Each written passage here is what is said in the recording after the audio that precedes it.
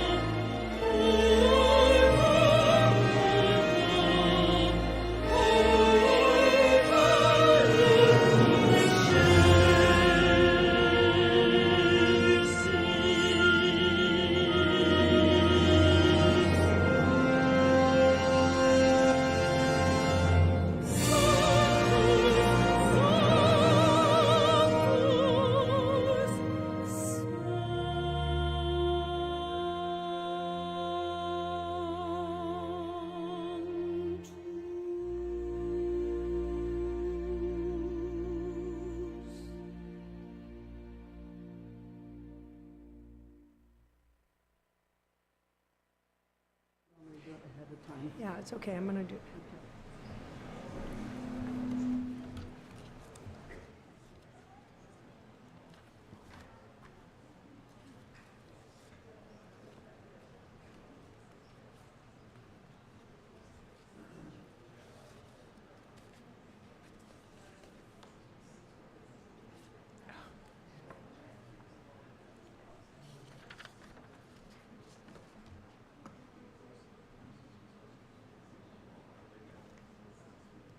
It looks like we're all here. Welcome. It's wonderful to see your faces. Family and friends of Eleanor, our dear Eleanor. We know she's here too. We just don't see her, but we can feel you, Eleanor. And we're really happy to be here today to celebrate your life. And, okay, can you hear me all right? Some people need it a little louder. So, some of you are here in one of our churches for the first time, and I wanted to just tell you a little bit about what we believe. And Eleanor loved our church, and I'll never forget, though, when she first found these teachings, and our teacher, Elizabeth Clare Prophet, she was very skeptical, and she was sure that she was had something planted in her ear when she was giving what we call a dictation. And so we all have our ways of entering into our spiritual path. And so she embraced these teachings, and she loved them so much. She came and was one of the pioneers of our community here, Glastonbury. And many of us, she's touched all our hearts. I'm sure everyone in this room is here because she has touched your heart and your life so very much. And so these teachings are really amazing teachings because they are universal. We embrace the truths of all the world's religions, and we're very tolerant. We believe that the spark of God lives in our heart and in every heart. And that's a universal belief in other religions too. And that religion means religio, bind you back to God. So that's the purpose of our religion, and there's many different religions. And so our religion honors these different teachings. And we have an altar here that you see. And on that altar in the center is actually a depiction of each one of us, which I think is pretty amazing that we honor the divinity in each one, that we put it up on the altar. And then you see, you have Jesus on one side, which most of you probably all know Jesus, but maybe not Saint Germain. So Jesus was the teacher for the last 2,000 years, and we're moving into a new age. Maybe you heard the song, The Dawning of the Age of Aquarius. Well, we are going into the age of Aquarius, and the teacher for Aquarius is Saint Germain. So here we have these two masters, we call them ascended masters, on our altar. And the center figure being the presence, the I am presence, our own inner teacher or Holy Christ self, and the bottom figure being each one of us. So this is a belief that has really opened up our hearts, and I know that Eleanor cherished it, and so I wanted to give you that introduction before we started. So we're going to have an opening invocation. If you would please rise. And I'm going to light the candles first.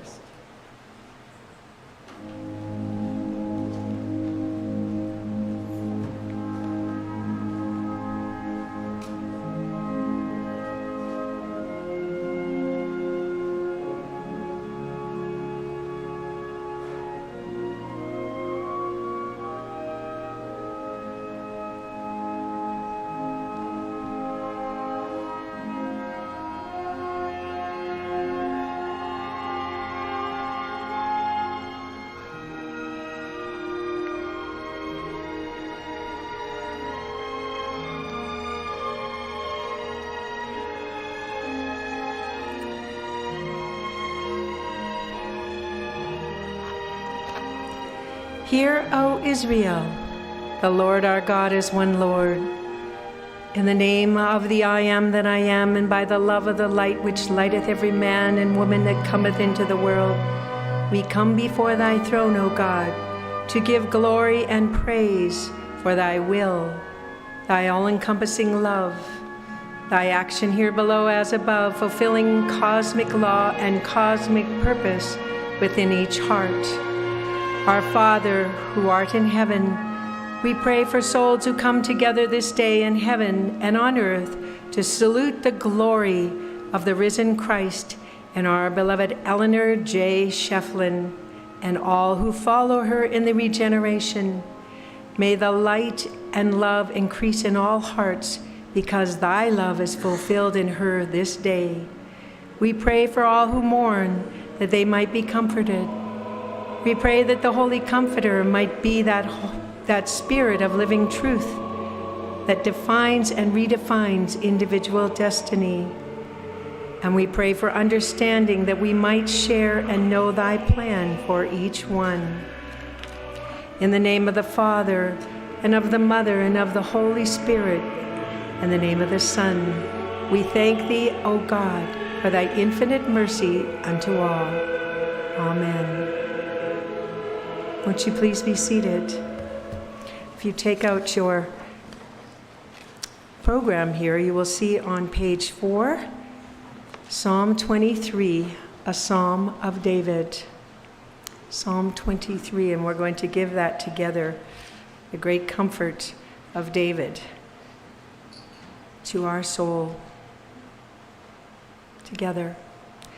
The Lord is my shepherd, I shall not want. He maketh me to lie down in green pastures. He leadeth me beside the still waters. He restoreth my soul. He leadeth me in the paths of righteousness for his name's sake. Yea, though I walk through the valley of the shadow of death, I will fear no evil, for thou art with me.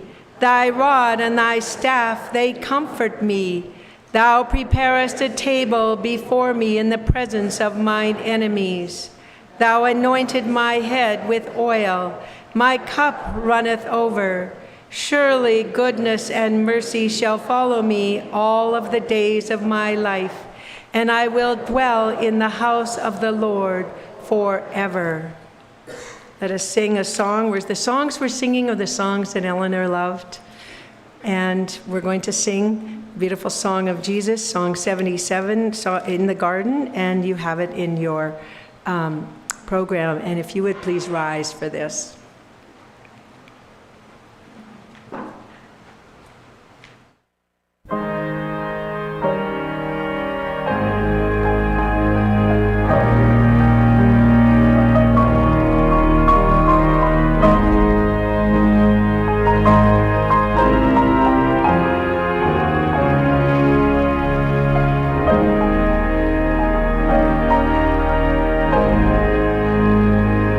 I come to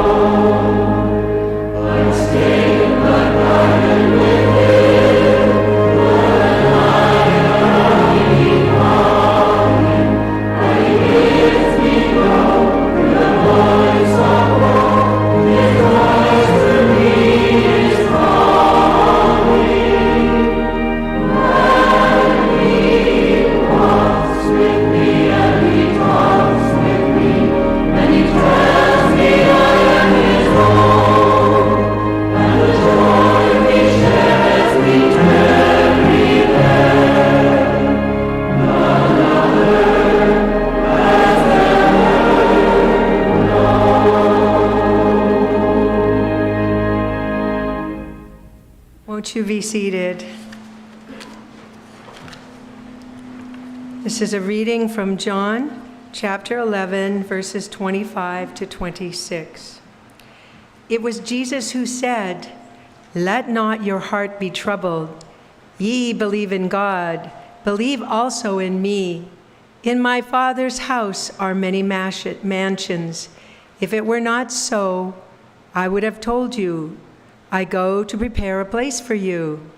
And if I go and prepare a place for you, I will come again and receive you unto myself, that where I am, there ye may be also. And whither I go ye know, and the way ye know. I am the way, the truth, and the life. No man cometh unto the Father but by me. I am the resurrection and the life. He that believeth in me, though he were dead, yet shall he live. And whosoever liveth and believeth in me shall never die." This is a beautiful, beautiful Bible quote.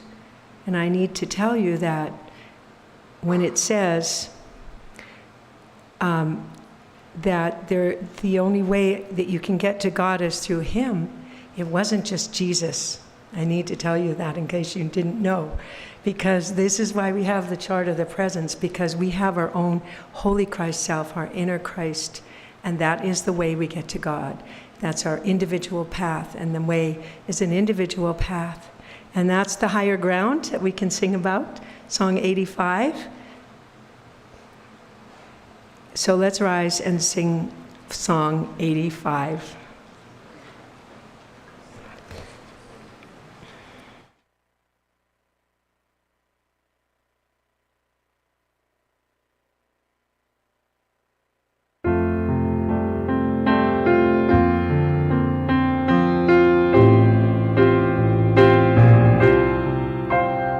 Pressing on the upward way, new heights I'm gaining every day, still praying as I onward bound.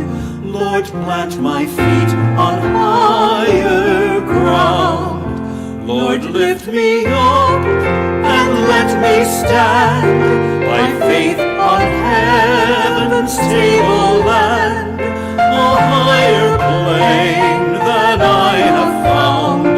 Lord, plant my feet on higher ground.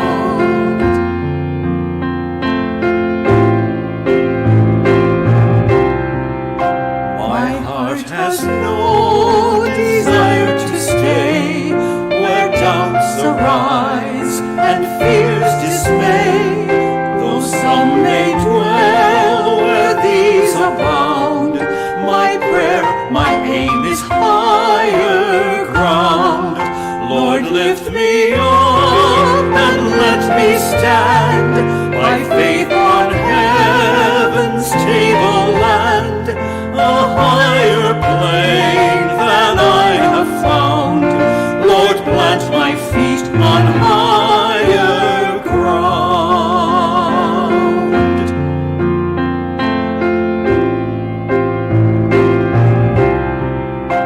I want to live above the world, though Satan's darts at me are hurled. For faith has caught the joyful sound, the song of saints on higher ground. Lord, lift me up and let me stand by faith on heaven's tableland. A higher plane than I have found. Lord, plant my feet on higher ground.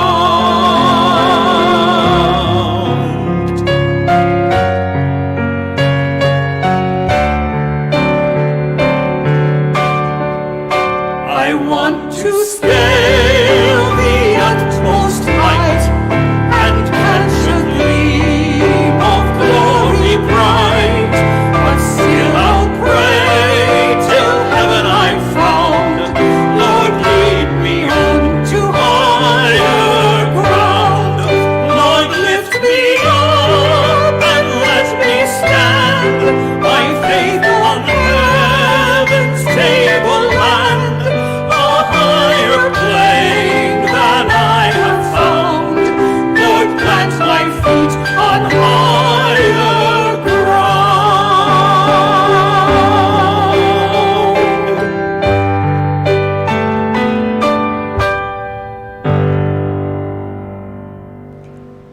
Please be seated. You can hear Eleanor singing that. That's definitely an Eleanor song, isn't it? Totally. This is another scriptural reading from 1 Corinthians chapter 15, verses 51 to 57. Let us remember the immortal words of St. Paul. Behold, I shew you a mystery. We shall not all sleep, but we shall be changed in a moment, in the twinkling of an eye, at the last trump. For the trump shall sound, and the dead shall be raised incorruptible, and we shall be changed. For this corruptible must put on incorruption, and this corruptible must put on incorruption, and this mortal must put on immortality. So when this corruptible shall have put on incorruption, and this mortal shall have put on immortality, then shall be brought to pass the saying that is written, death is swallowed up in victory. O death, where is thy sting? O grave, where is thy victory? The sting of death is sin, and the strength of sin is the law. But thanks be to God, which giveth us the victory through our Lord Jesus Christ. So we're going to sing another song. That song you'll find on page 5. It's I Am Coming Home, and we're going to start the slideshow. We have a beautiful slideshow that Jay put together, right? And it's got a lot of pictures of Eleanor in it. 40 minutes of pictures. Someone liked to take pictures. So maybe we'll sit for this one, just in case you want to peek up and look at it. And you'll get to see it. We'll just keep playing it through the rest of the time. Okay, we'll start the song and let them get it going. So, I Am Coming Home.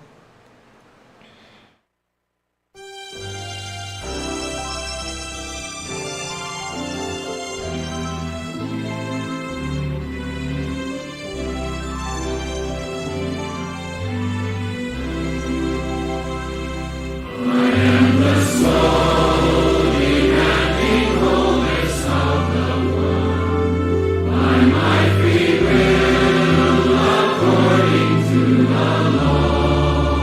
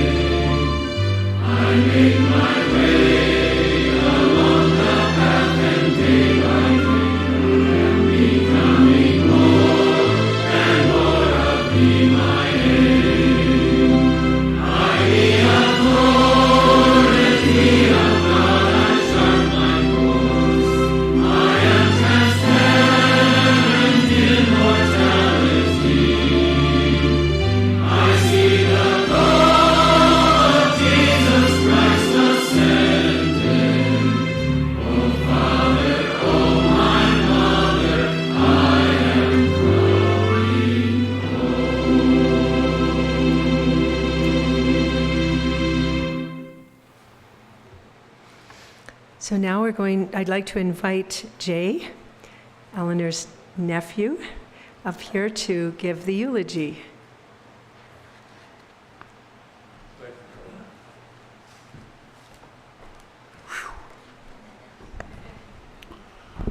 Wow. Well, that's some kind of song to sing and make me all choked up before starting down this path and all these photos that it wasn't just me, but my brothers and I and sister-in-law and everybody put together. You know, Eleanor dropped me on my head. I was 2 years old. She slipped on the icy steps going into the Bruckers Denver Christmas party. Got a little bump on the back of my head. 2 years old, you never forget those kinds of things. You get a concussion at the age of 2 and you remember. And maybe you forgive, but you definitely remember. I have a little bump still back there in the back of my head. And I nicknamed it L, short for Eleanor. And whenever I have any transgressions or problems, I say to people, don't talk to me, talk to L. On behalf, that also explains for my brothers a lot of things, which now they know for the first time. I want to say that on behalf of our family, Joe Schieffelin and his wife Carrie, Janie Schieffelin Mueller and her husband Dean, my cousin,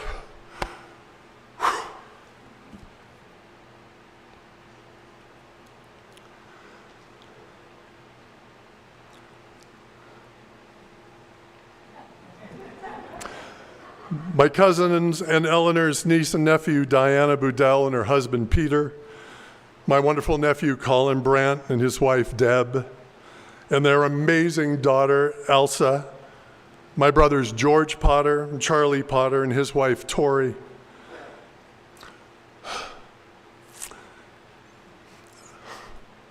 And my dear wife, Brooke, who reminds me of Eleanor in all of the best ways. We thank all of you for coming and celebrating her light and her life of the dear Eleanor Schieffelin. Really want to thank all of the community caregivers who have for decades given so generously of themselves to the care of our dear Eleanor. I can't even begin to name all of you.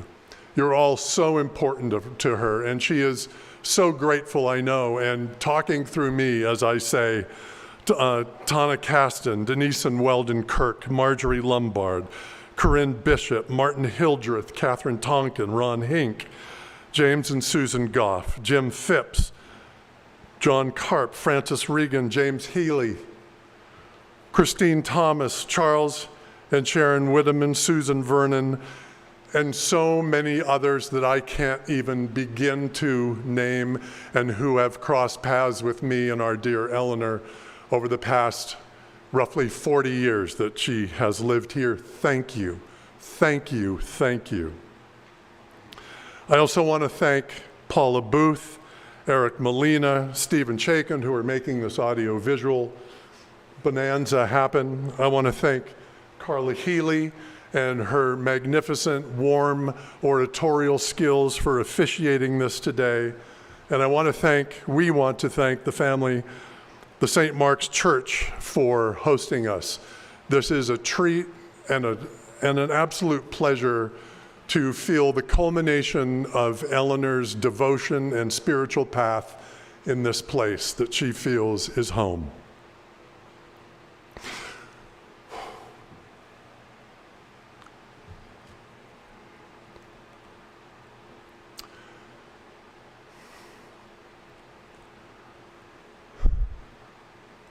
We want to give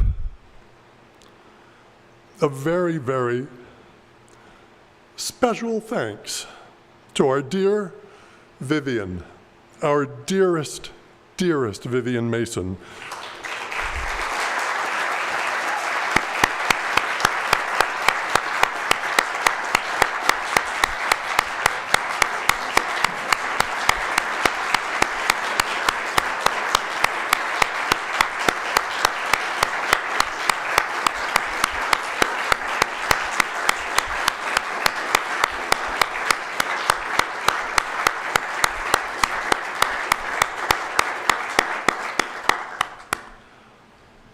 Vivian, you are a gem. It is without you, this journey to today would not have been possible. Vivian has been Eleanor's dominant hand, her best friend, her sister, her confidant, her nurse, her housemate, her executive producer, her showrunner, her unit production manager, her stylist, personal assistant, and dialogue coach. Vivian, we could not have done it without you. We love you deeply. You are family, and we are so sorry for your loss. Eleanor loved all of you. And she loved this community with all her heart. And dare I say, she was a founding member of this community. One of the first to buy property in Glastonbury and build a home, a beautiful, gorgeous adobe home. This property in Glastonbury would become the gathering place for so many of Eleanor's passions. The church, the school, many, many children, the Paradise Players, weddings, politics, and family. And after working for the United Nations in New York City for 30 years, she wanted to continue making a difference in the world. A single pioneer woman following her heart's dreams, embodying the rugged spirit of the West. Eleanor assumed, as you know, the best in everyone. She withheld judgment, allowing people to be who they are, allowing them to be on their paths of the initiation, and always forgiving. She loved cowboys, even irascible cowboys, and local politicians, and she became friends with everyone, including Pete Story. She let go and held no grievances. I'm not going to recite Eleanor's entire vast biography, other than just to say Chatham Hall, Smith College, New York, Tulsa, Denver, Montana, New York, Hawaii, Maine, Montana, Hawaii, Montana. And when I finish up here, we'll be inviting many of you to sort of flesh a lot of that out, to add more color and detail to this sort of outline of Eleanor there. Eleanor held in equal measure a serious side and a silly side. She had a great sense of humor, but she was very serious about her politics and her spiritual path. And we shared and discussed much of ourselves in these arenas. But where Eleanor and I really connected and delighted in each other was in our, no surprise, silly side. One of my happiest memories of Eleanor, and there are many, but to choose one, we were driving through the back roads of Kauai, her favorite of the Hawaiian Islands. And it was getting late, and we just started making up different laughs and cracking each other up. She would snort, she would go, and I would go, and Eleanor would go, And this went on for about 45 minutes. And this is now actually, we're going to shift a little bit. This is where I need your help. All of you out there. Now, look, we know that laughter heals, right? You know that. You're church members. You know that laughter heals. It raises the spirit. Laughter lifts all burdens. It protects the heart. And where does the threefold flame live? Where? There you go. Come on, Sheilas, let's walk this path. We need to protect the heart. So a quick show of hands here. How many people have ever laughed in their life? Raise your hands. How many people have never laughed in your life? Raise your hand. What? Yeah, I know that's better. All right, so you know what we're going to do? Can you all hear me if I step away from the podium? All right, we're going to divide up the room into two different sections. And I want all of you to be thinking about what is your weirdest laugh. Come on, oh, don't get all scared and worried and anxious now. You've all laughed many times throughout your entire life. Not over there. Here, folks. Bring your eyes in. Here. Okay, we're looking here. We're going to divide this half of the room into funny ha-ha. Like, thank you. Big round of applause. Hello? Is this on? All right, it is now. Thank you, Eric Molina. I gave him a shout out before, but we're giving him another shout out in the back. Working hard for the church. We're going to divide the room up into funny ha-ha and into funny ho-ho. All right? Ha-ha, ho-ho. What side are you guys on? Ho. What side are you on? Ha. All right. Now, I want funny ha-ha. Who here thinks they have the weirdest laugh? Elsa, come on. I know you got a weird laugh. Come on. You are an amazing talent and future actor and Broadway star. Give me your weirdest laugh. That's pretty good, all right? Come on, everybody else, come on. All right, on the count of three, I want everybody to start on the ha-ha side, giving me your best hilarious laugh, all ready? Come on, ha-has, you gotta carry it. You gotta beat the ho-hos. All right, 1, 2, 3. Oh, yeah. Oh.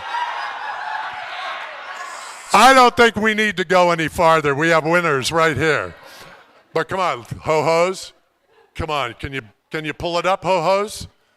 Really? Can you? All right, come on, ho-hos. On three. Ready? 1, 2, 3.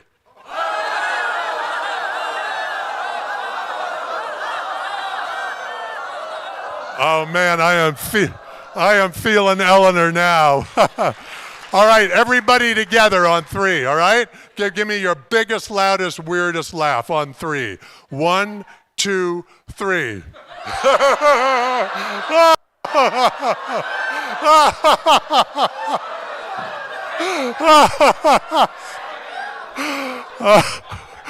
Oh my gosh, you guys are going to remember this day, I'm telling you.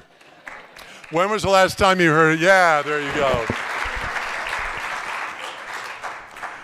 Thank you all. With that, I know that Eleanor could feel and relate and hear and connect to you through her silly side as well. You've already covered all the profound, deep spiritual and political side. You now have transitioned and are connecting. Do you feel how good your threefold flame is now? Right on, Chilas. Thank you very much.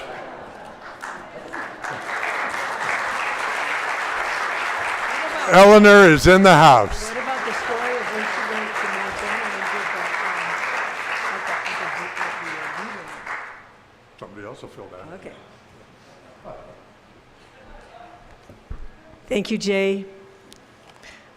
I don't think I've ever done anything like that at a celebration for life. That's great. So I'd like to invite Brooke Anderson, Jay's wife. You're going to switch? Charlie, you're next.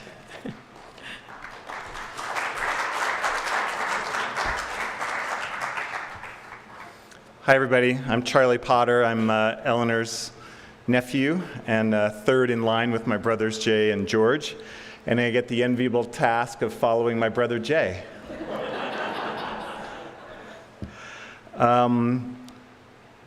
My approach today is that we can teach each other about Eleanor, and I think Jay just taught us one thing about her. This community was so important to her, and as we came up as family members, we got little snippets, little conversations, little visits into the house, and it always warmed us because we knew how important this community that she had developed in Montana was for her.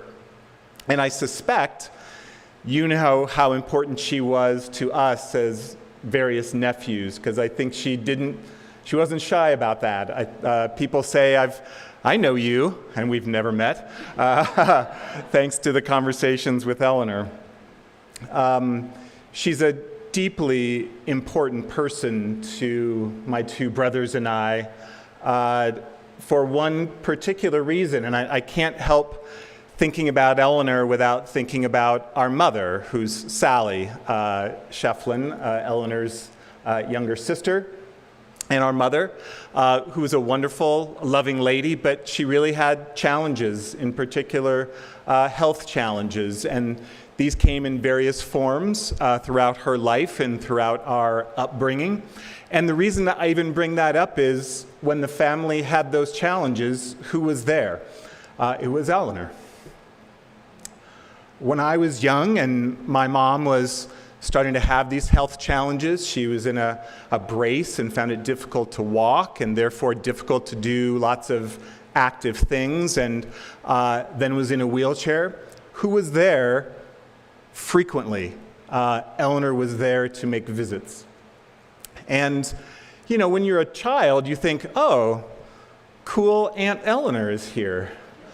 Right? You don't think of the profound nature of it. She was just present. She had a fun little turquoise convertible Volkswagen in New York that she would tool us around in when she worked in New York at the United Nations. She would come and she would make really interesting dinners at our house. And just more importantly, she was present. When we were singing the songs earlier, one line really hit me, and it was, and he walks with me, and he talks, and he tells me I am his own. If you remember that from the earlier song. That's how I feel about Eleanor. Eleanor was always there, always, maybe not saying it directly, but by her presence and attitude, and as Jay said, non-judgmental nature, always there to say, I'm with you, I'm behind you, I'm here, and that will always be true. And that's sort of my core feeling about my aunt. It goes one step further in the nature of sharing with each other what she meant to us. And that's when our mother passed away in 1985. She contracted Lou Gehrig's disease, terrible illness. And you know, it was a fairly rapid decline for Lou Gehrig's disease. I know it can last years.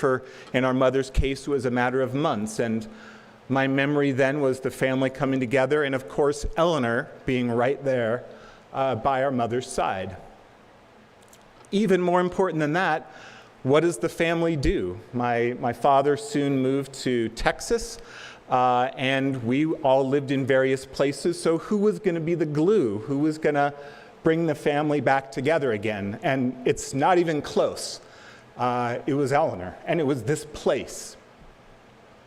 I think it was the very first Thanksgiving. I think it was the very first Christmas. It was a summer not too long after that, and we like to add up the numbers. I think my brother Jay's been coming up here for almost 40 years, and I think it's 37 or 38 for me, and similar for my brother George. And if you add to that 2 visits one year, 1 visit another year, maybe you skip a year, I think we've come up like 28 or 30 times to hear, really, for your aunt? For your aunt who has kind of an interesting church and kind of different politics, and yet the connection was so real and so welcoming and so open in its invitation. And I think at the time I didn't realize how much I needed that with the loss of our mother, and she was the one to be there. So with that in mind, it's the tables turned a little. In the past few years, it was sort of our turn to give back to her. In her last few years, as she needed a little bit more help, we finally got to give a little bit of that back to her and start to care for her. And Jay mentioned how many of you have been caretakers for her, and that became a joy for us to start to come up and make sure she was okay and make sure that visits lifted her up. And I know every time you came to visit her, that lifted her up. So in the spirit of the day, as we invoke her, I wanted to share just a little bit of what she meant to me. And with that, I want to invite my lovely sister-in-law, Brooke, up to say some more.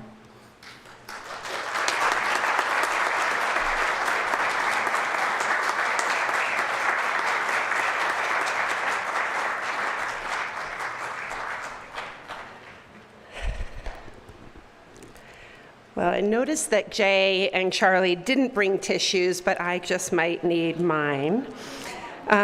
So I'm Brooke Davis Anderson, and I joined this family 20 years ago when I married one of Eleanor's nephews, Jay Potter, who you've all seen why I said yes, so obvious. And I feel so fortunate that falling in love with Jay came with this bonus prize of Aunt Eleanor, and she really felt like a bonus. But don't we all feel that way? And don't we all feel that fortunate?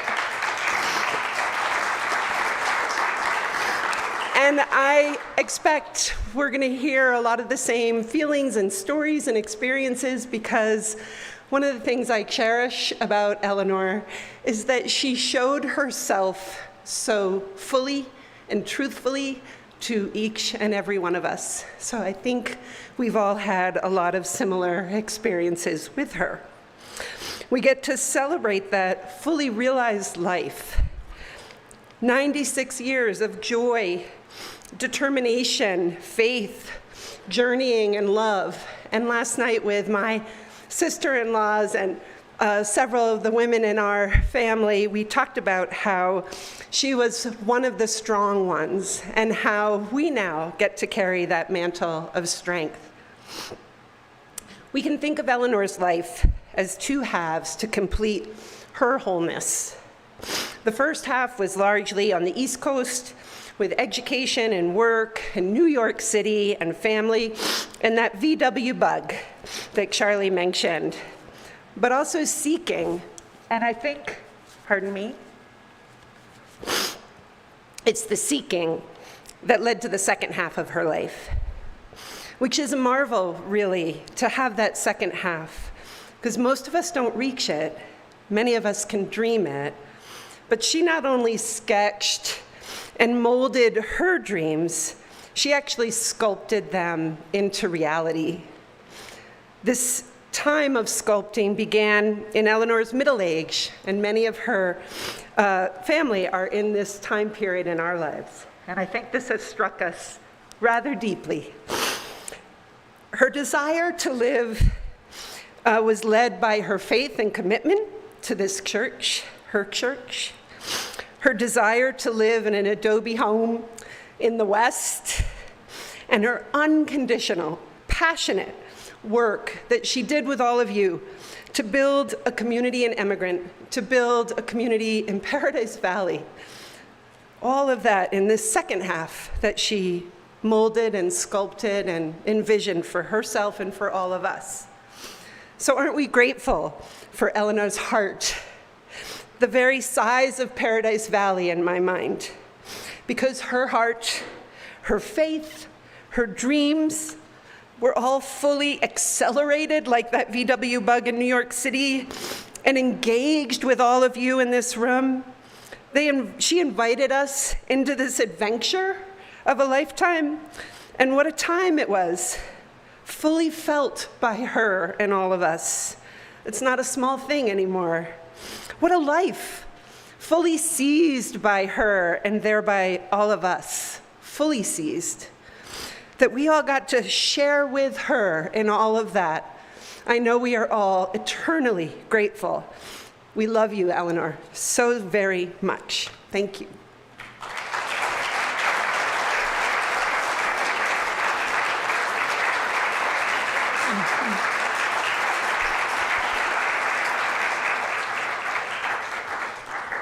Thank you, Brooke.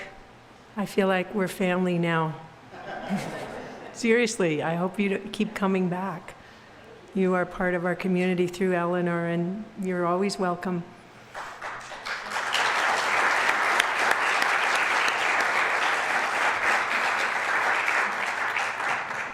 I'd like to invite Vivian to come and give her testimonial to Eleanor.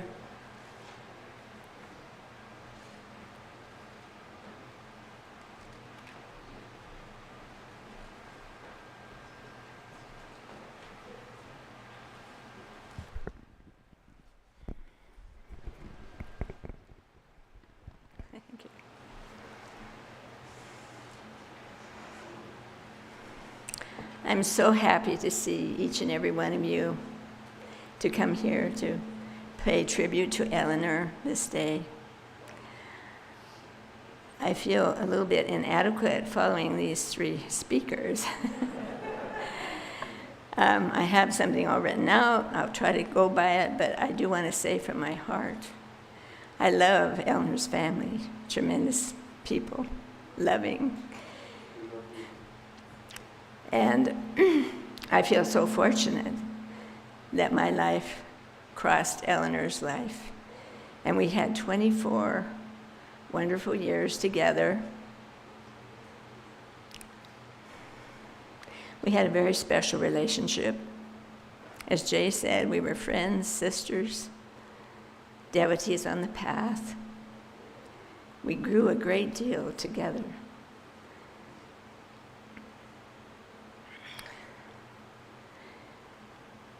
Eleanor and I would never have met had we not both been seekers of the deeper mysteries of life, and finally finding the way to the Summit Lighthouse. We came from two different worlds, and in spite of these differences, we became soul friends, each gifting the other and each learning from the other. As we shared, we came to know so much about each other, and some of those things I'll share with you today. I know we all know a great deal about Eleanor, but maybe some of these things you haven't heard. One important part of Eleanor's life, one important part of Eleanor's childhood, which she shared with me, was during the time that she and her family lived in Oklahoma. They would come to spend summers on Long Island. Her stepfather, Tom Scott, had property on Long Island. It was called Miller's Place, which had a whole mile of beach on Long Island to explore and enjoy. It was especially fun for the children, Eleanor, Joe, Sally, and Claire.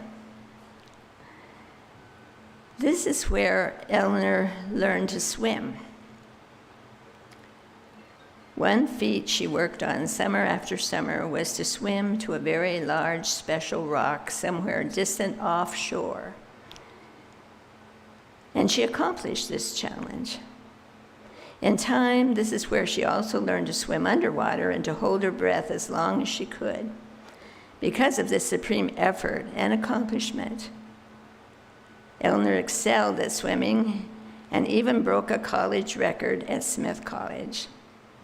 Her dorm mates cheered her as she returned that day.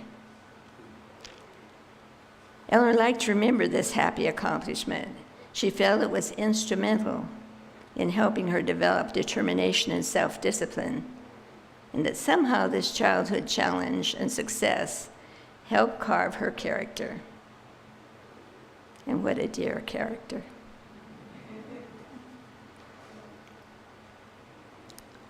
Eleanor had many opportunities, but she also worked her whole life. While attending Smith College, she held a part-time job delivering newspapers for the New York Times. She would ride her bicycle around the campus, delivering newspapers to her fellow students and faculty. She was an independent, innovative gal with always a cheerful attitude and smile. Eleanor, in her young adulthood, studied the teachings of Edgar Cayce in her quest. Each week, the group would gather, read a lesson, and come up with assignments to help establish that virtue in their lives.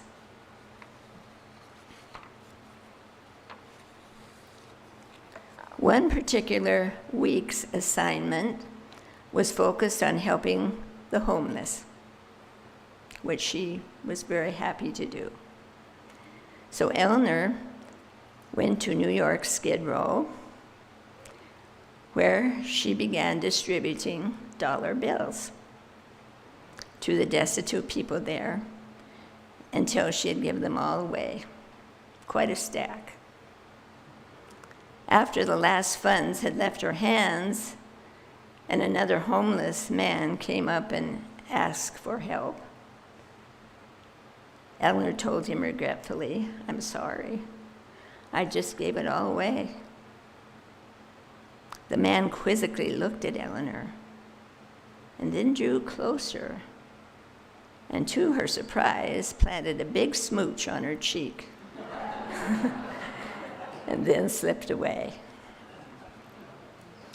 Eleanor continued working, but she would take breaks from time to time from the UN to do her own thing. She had a strong calling, a draw to go west, which led her and a girlfriend to visit a dude ranch in Boerne, Montana. They had a grand time and felt very much at home there, which led to Eleanor's returning. On her next visit, she was invited to teach in their one-room schoolhouse, which she did for a while. Eleanor loved children, as we all know, but she was not a disciplinarian. She said of herself that the children may not have learned how to read, but they sure learned how to sing. And Eleanor, we know, loved to sing. And that's why we're having so many of her favorite songs today. After the teaching period in Boerne, the owner of the Bones Brothers Dude Ranch that was there needed someone to cook for the cowhands. As most of you know, Eleanor was not a cook. But she bravely took it on. When she first told me this, it surprised me, and I said, "Well, how in the world did you accomplish such a feat?" Her answer was, "I just used the Betty Crocker cookbook and did a different page every day."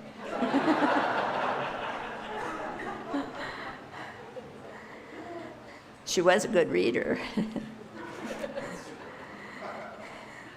She also mentioned that even though she was a good cook, even though she was not a good cook, they needed her and wanted her to stay, and they didn't want to hurt her feelings, so they were very careful about giving her compliments and things. But sometimes the cowhands couldn't resist a good-natured tease, and they would say, "Please pass the store-bought bread." No homemade bread for these cowpokes. Maybe Eleanor did not get that far in the cookbook. There was a comment that Eleanor laughingly would make about herself, about the change in her life as she moved on and found her higher teaching. And that was that she just made a change from gin to ginger ale. And she loved ginger ale. Well, we already know Eleanor worked most of her life at the UN with some interruptions.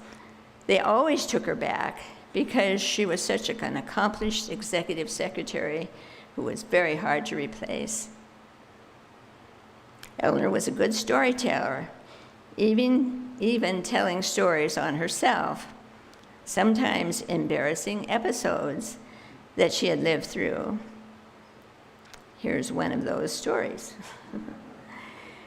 Dag Hammarskjöld was Secretary General of the UN during Eleanor's tenure there.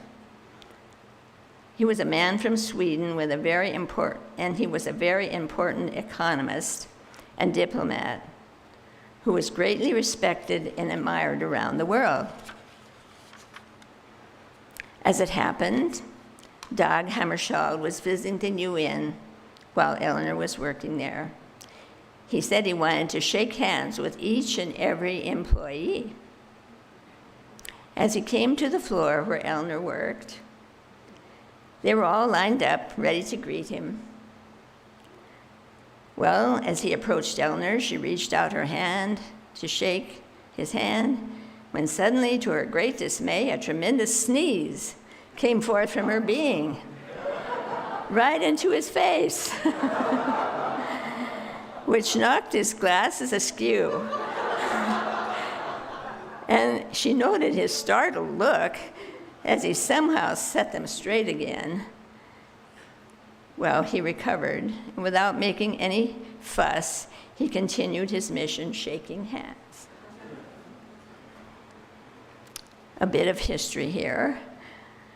Eleanor's mother, who is called Nanny by her family and by those in our community too, who came to know and love her so much, lived with Eleanor in Paradise Valley from 1984 until she passed in 96, 84 to 96.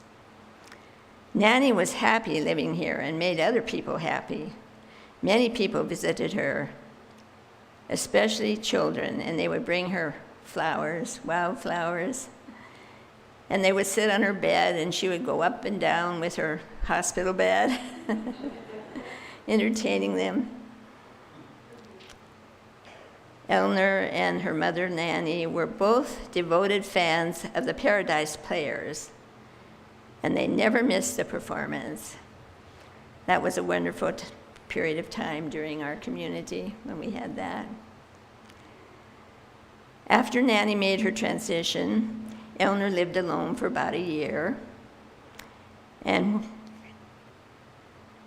when she was ready for a housemate and some company, she called on me, and I was so grateful because it was at a time when I was looking for a way to maintain my home.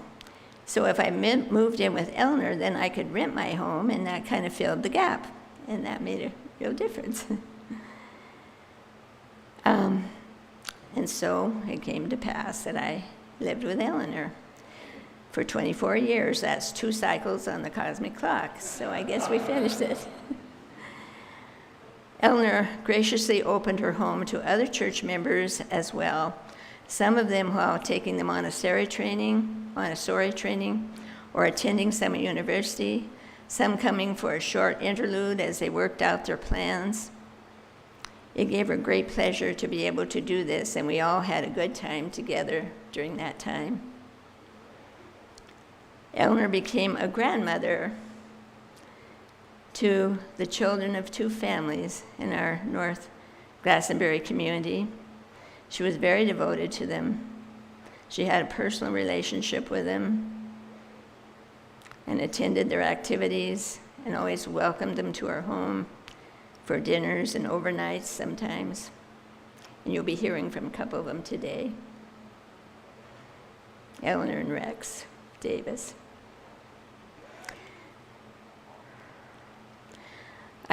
After saying all these things, I want to now stress there was a very deep devotional part of Eleanor. Sometime around 2005, Eleanor announced to me that she felt the calling to attend our local 5 a.m. prayer decree service 5 mornings a week. That's quite a commitment. And I was surprised, and I said, because she hadn't been attending early morning services, I thought to myself, well, I wonder how long this will last. Well, it lasted a number of years.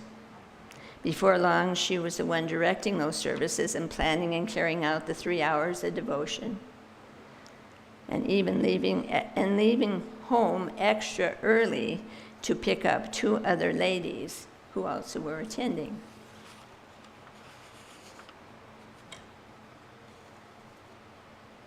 As long as I lived with Eleanor, before going to sleep at night, she would kneel beside her bed in prayer. Even in her last days at home before her fall, when she was challenged just getting in and out of bed, I would find her there kneeling. And when she was finished praying, I would help her back into bed.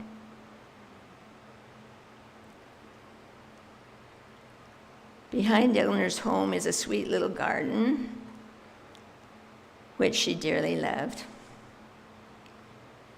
She spent a lot of time there on the swing bench.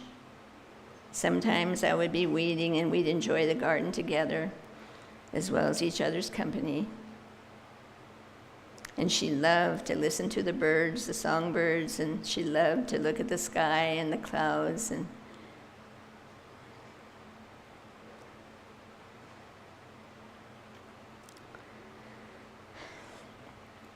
a prominent focus of the garden is a flowing crab tree, which we thought was a plum tree, but it was a crab tree.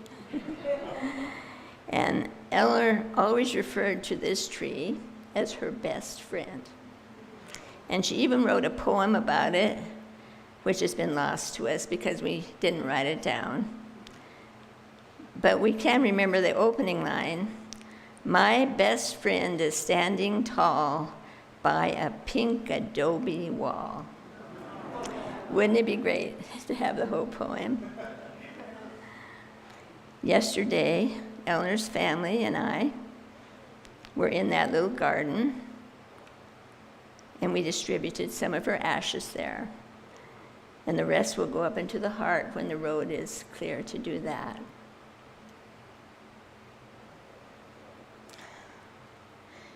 Beloved Eleanor, I send my deepest love and gratitude to you for all that you are, for all that you gave, for all the ways you enriched my life, your friendship, your laughter, your pure goodness. In closing, I'm going to close a little differently. Eleanor taught people. Eleanor Schieffelin is a hard name to remember and learn how to spell. So she had a little trick. And so I'm going to thank you, beloved Eleanor J. Schieffelin, by singing to the tune of Mickey Mouse the name Schieffelin.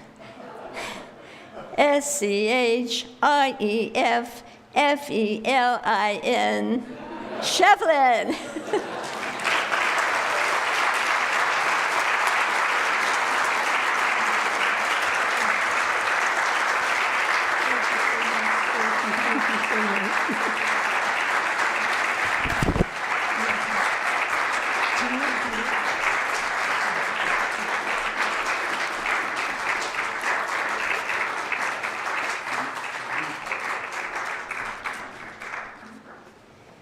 Thank you so much, Vivian. I'd like to invite Diane to come up. You're going to have to tell us what relation you are because I know you're a relation. But Hello. Good afternoon. Talk about hard acts to follow up, but I'm going to do my best. My name is Diana Boudel. I am the youngest child of Claire Brandt, who was Eleanor's youngest sister.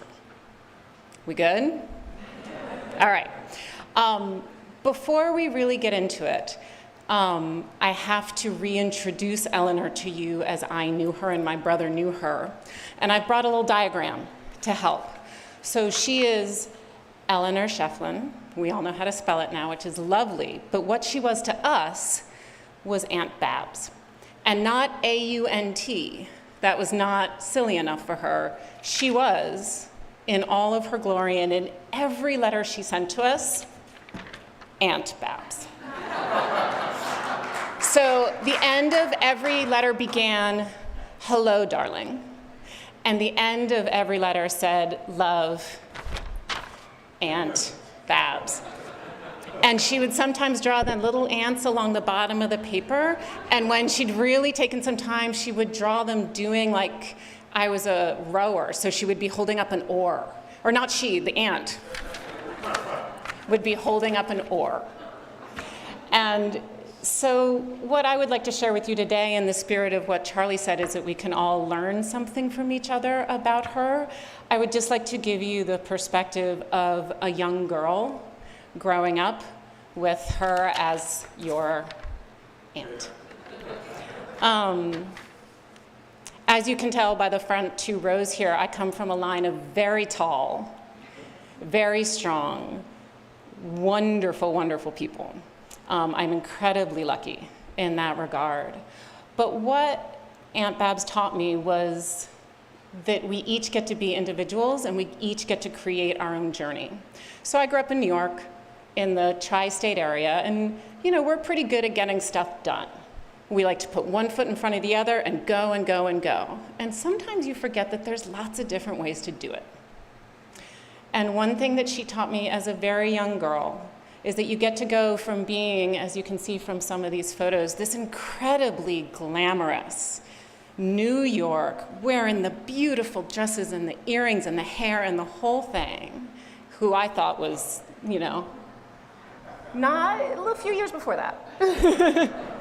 But you get from going to that to being this peaceful presence out in Maine, hosting Nanny's 80th birthday party with the 80 balloons and the 80 pieces of candy and all of that, and watching her morph from New York into Maine, and then from Maine out to here.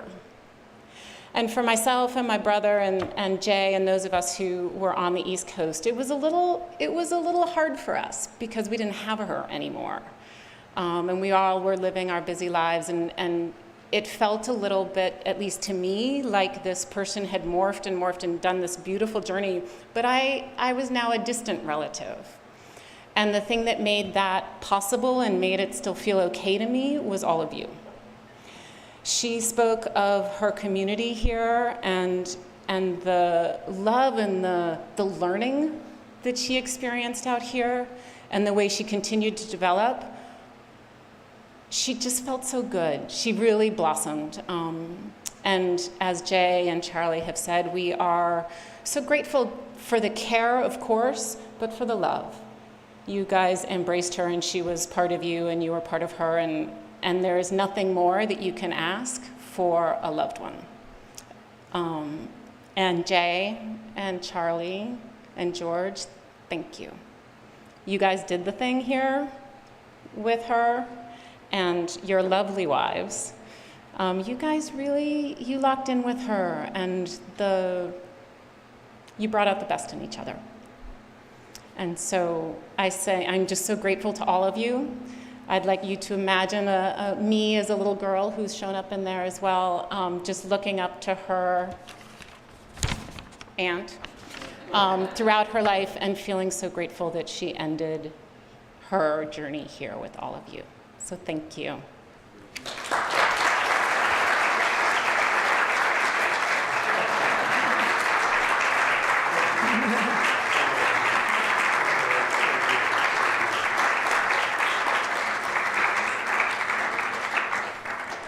Thanks, Diane, for sharing that. That is so cute, that aunt.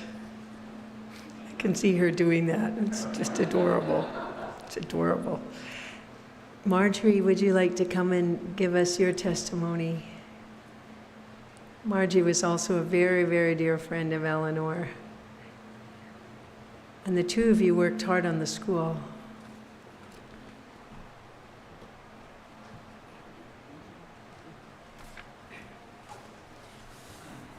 Hello, everyone. Okay, God bless you. It's good to be here. Thanks for all the laughter, okay? It helps.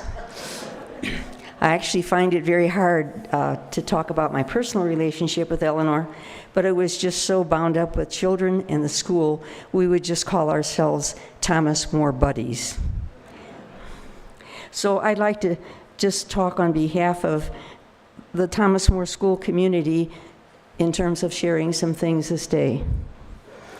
When I arrived an immigrant from Chicago in April of 1986, Nanny and Eleanor were the welcoming committee. I came with 2 other friends, and I had another friend who I knew in Livingston. She introduced me to Eleanor, and then we were invited to supper at the modular building, not the Adobe building yet, at that time. Supper was delicious, and it was really the beginning of a relationship. As the months moved along, Nanny kept track of every single family moving into the area and the names of all of their children. So when we moved the school from Bozeman, after only a year and a half in Bozeman, we were invited to move it to Glastonbury. We already had a cheering committee, and that felt very good. That was 1989, and both Nanny and Eleanor were an ever-present blessing to the families of the community, to the school, to the children, and that's what I will always remember most. Eleanor established herself quickly as a story reader for the children. She would come, and week by week, she came once a week to each of the elementary classrooms, read many stories, and this happened, over every school year, month by month, year by year, for at least 2 decades, and probably more than 2 decades. So many of the children, often it comes up in conversation, whether it's Mr. Popper's Penguins, or Treasure Island, or the story of Raimi, which was really dear to the children's hearts and my heart too. It was a young boy in the middle 1800s in France who wandered around looking for his true family. So many of those stories still get talked about at different times. And I think that, I often wondered if there was a special welcome in heaven, because of reading stories. And I think in terms of Eleanor Schieffelin, that welcome probably did happen, because reading those stories was a way of just bringing so much joy to children and their teachers who could listen in. Well, I have to tell you about one other thing. The students always anticipated the fact that when one story got finished, Eleanor would invite the whole class up to her house for a movie, and there always were cookies. And another thing that another staff member remembered, that at least with the little ones, like in 1st and 2nd grade, they were all so happy when their birthdays came along, because I think it was Eleanor who probably established giving them very gentle but spankings for their birthday. And that was something they always were happy about, okay? So Eleanor would be present at every activity at the school. Columbus Day, Thanksgiving, Christmas, each May Day celebration, the children would always have special activities and presentations. Every bike-a-thon, every fundraising dinner, Shakespeare performance, and at each graduation. I think parents were especially grateful to Eleanor for her interest in seeing that we had the opportunity to be able to offer tuition assistance where it was needed. And so every August, there would be a few people who came together to take care of the requests and to provide for them. And Eleanor was always part of that small group. We're very grateful for that. She served many years on our Thomas More School Board, and her very practical suggestions, her very pointed questions were always a help to us, and especially since we were a small school in a very remote community. At least we saw ourselves that in terms of being there in the middle of Paradise Valley. But she was a good contributor and someone that we really appreciated at each board meeting. I think an element of Eleanor's interest, not only in our Glastonbury community, but in the wider community too, in Paradise Valley, Livingston, Montana, the USA, was her interest, of course, as has been mentioned, in politics. and she often helped keep us informed about different candidates and issues, and often would invite us to her home to meet at least the local candidates. So that was part of something we could always depend upon. So I just would like to say, Eleanor, I am grateful, as are many, for the lively and loving presence you were among us, for your interest and care and vision that blessed so many, for your being an integral part of Thomas More School and of the wider community. Please continue to pray for us all and for the guidance and direction of Thomas More as we move forward serving parents and teachers, exploring new ways to educate children in these challenging times. Thank you, Eleanor, for the unique individual you are, and a special blessing to all who love her. And I would like to say to Eleanor's family that I know I ask for a blessing that you be comforted and blessed as you continue to deal with the fact that she's no longer in the physical. And I know she'll always have a special place in your hearts, and I hope in Montana too. I hope that has a special place for you. God bless you all. Thank you.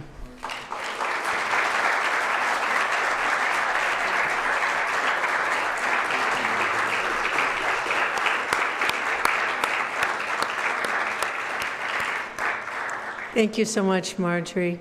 Janie Schieffelin.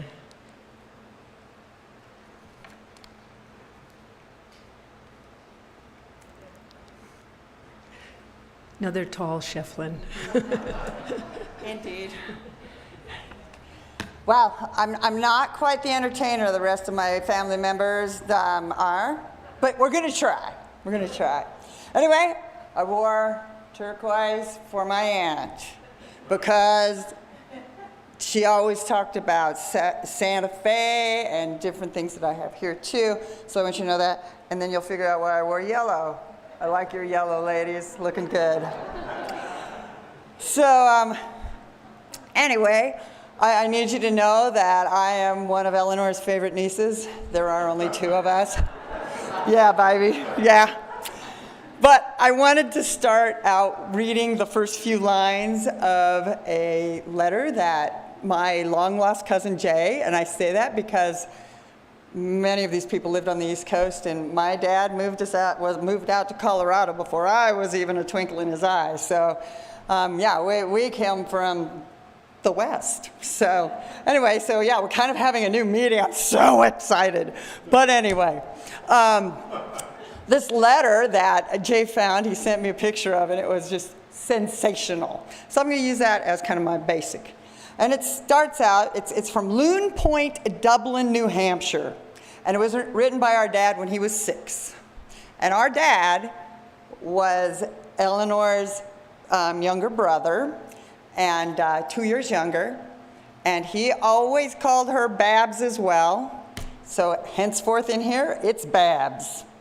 So this was written to his mom. Dear Mummy, I hope you're having a nice time.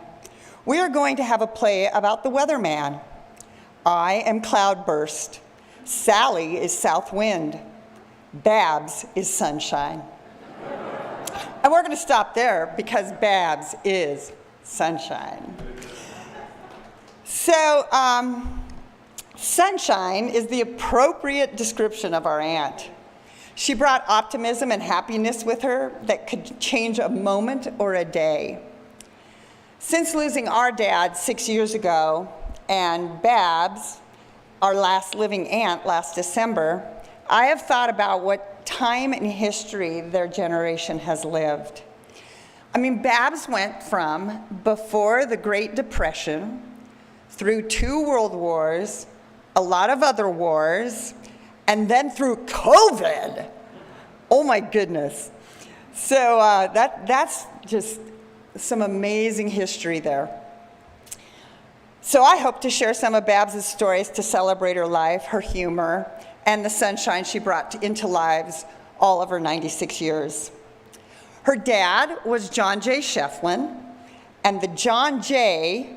came from being a like 6th generation lower relationship with the first Chief Justice of the United States, John Jay. And so Babs's middle name was Jay, and my cousin's first name is Jay, and it just kind of keeps coming up. So that's where her middle name came from. And during World War I and II, Babs's father was in the Navy, and he finished his military career as a rear admiral. Pretty cool. Those summers that Vivian was referring to, spent swimming and playing in the ocean, Babs, being the big sister, was the example and often the caretaker of the others, bringing laughter and sunshine to all, even if the sun wasn't shining on the beach. The children all became excellent swimmers, because I remember our dad could just like knife through the water, and I was like, what happened? And that's because he knew how to swim. So then later, her dad got involved with musicals in New York City, and he taught the kids a bunch of different songs and taught them that singing is awesome, and they love to sing. And I'm assuming many of you have heard Babs sing. And so it's a great memory there too. Every other summer, the children went with their mother for 2 weeks to a dude ranch, either Brush Ranch near Santa Fe, or another one in the White Mountains just south of the Grand Canyon. They learned to ride and care for horses at these ranches, as well as helping with other ranch chores and learning Western songs. This began Babs's love for the West. And with that background, some of the stories, her life stories, that Vivian already hit some of them, but she and I were sitting in the same room at the same time when we were listening to some of these, and some of these are hilarious. So during World War II, Babs was attending Smith Women's College, and she was delivering the newspapers by bicycle that Vivian was referring to. And eventually that same newspaper offered Babs a job. So she went to interview, and she came into a big room with people typing. In the middle of the room where she was interviewing, according to Babs, her pants fell down.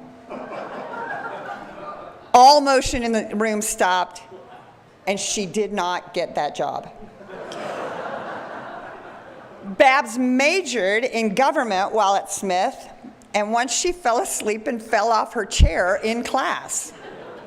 Quoting Babs, she said to me, "Typical of what majoring in government is like," unquote. After graduating, she got a job at the recently formed United Nations as a secretary, and she worked for, quote, "all kinds of people," unquote. Babs traveled to Paris with the UN and went by train to Germany on the first day Germany opened to tourists after World War II. What? Awesome.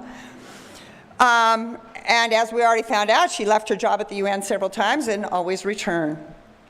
Another just little teeny piece, at a cocktail hosted by Babs at her apartment in New York City, she met Jacqueline Kennedy before she was married and became Jacqueline Kennedy Onassis. During one of her leaves of absence, again, as Vivian said, she went back to her wide open ranges in the West and worked at the Bones Brother Ranch. And they had Big Bones and Little Bones. Those were two of her bosses. It was in the Tongue River Valley here in Montana, and it is now in the National Register of Historic Places. Yeah. So, anyway, my memories about Babs. When Babs would come to visit us in Colorado, she brought sunshine with her. No matter what the weather was like, it was sunshine. And when we visited Babs in New York City, I specifically remember, and I actually started laughing because I saw a picture up here. I remember the 2 4-poster beds she had in her apartment and getting to sleep in one of them. That was like the coolest thing ever. And she took us around New York City, probably in that bug, but I just don't remember it, and took us to the UN. Her last visit to Colorado was about 20 years ago, where she joined our whole family for Christmas. And our younger brother isn't here, but he has 13 children, no lie. So it was quite a party. So that visit made me curious to know more. And as our parents aged, Dad wanted to see Babs again. So my husband and kids and I drove our parents up to Emigrant, Montana. And the brother-sister reunion was so amazing to watch. There's been a couple pictures over here, and it just blew my mind because they loved each other so much, and they hadn't seen each other very much since they were adults. And bamzo, it was like holy macaroni and cheese. It was so good. And then we went to eat at Chico Hot Springs because I did figure out that Babs really enjoyed eating there.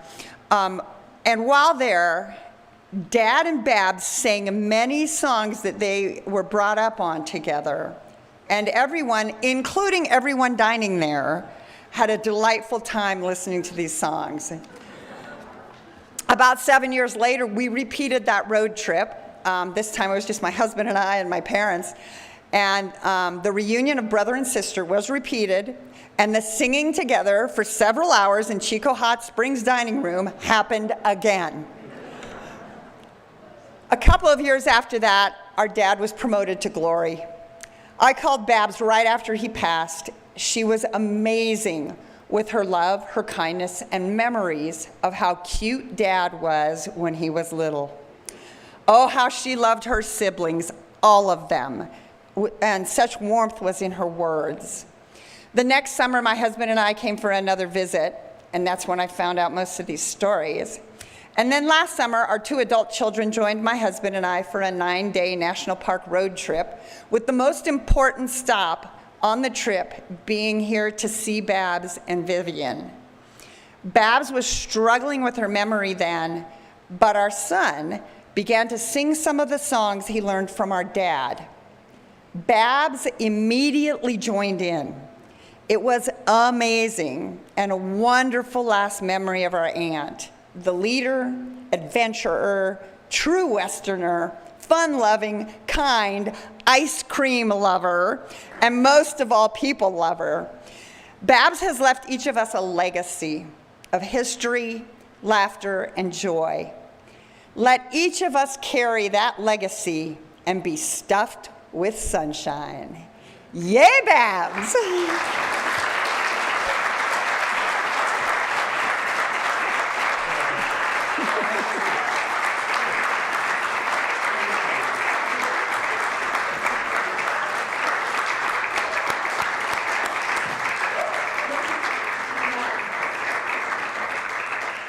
Thank you so much, Janie, for sharing that part of Eleanor and the sunshine. She is the sunshine, so truly, so true. And I'm going to ask John Karp to come next because I think he has a surprise for us about the singing of Eleanor. John, where are you? There you are.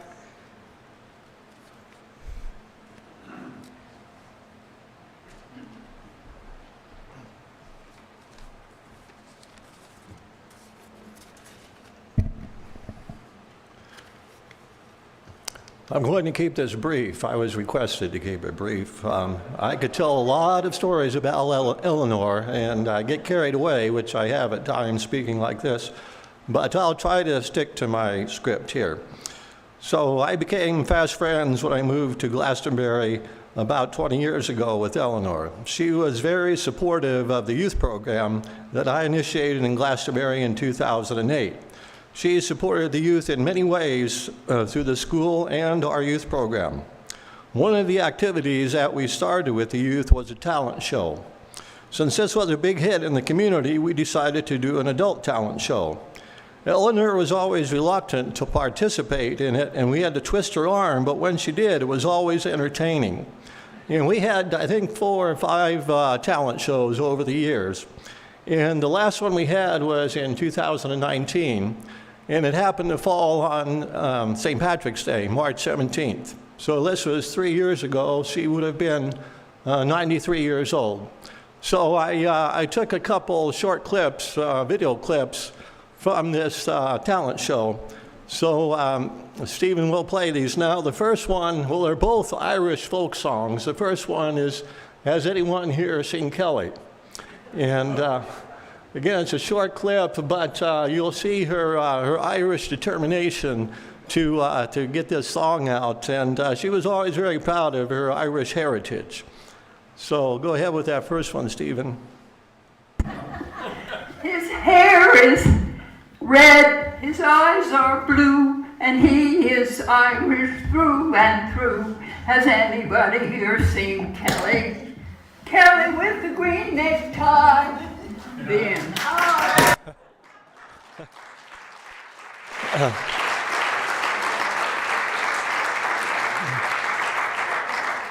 So this next one is an Irish folk song. I couldn't track it down. It's not a common one that we're all familiar with. But you can just see her Irish determination to get through this song. She's 93 years old. She memorized the lyrics and sang it a cappella. So just watch this and see that Irish determination, Eleanor. Come into the parlor. There's a welcome there for you. And if your name is Timothy or Pat, long as you are Irish, there's a welcome on the mat. And if you come from the mountains of Mourne or Killarney's lake so blue, then it's 1, 2, 3 strikes you're in. If you're Irish, that's you.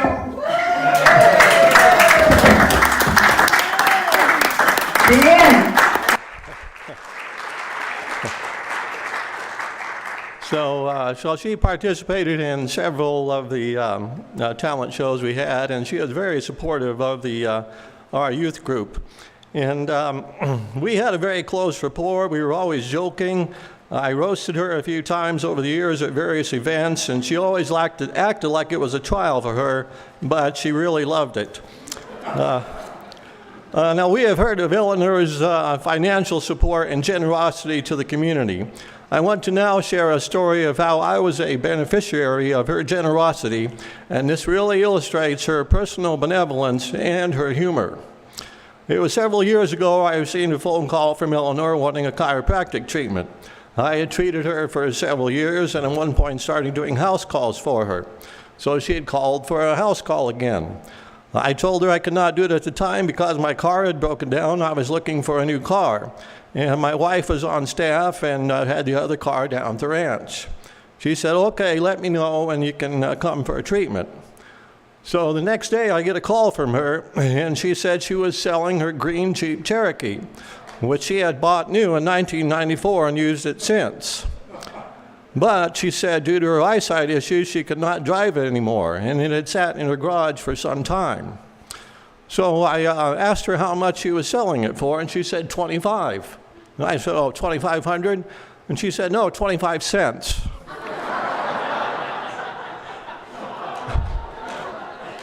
And I said, wow, Eleanor, you're making me an offer I can't refuse.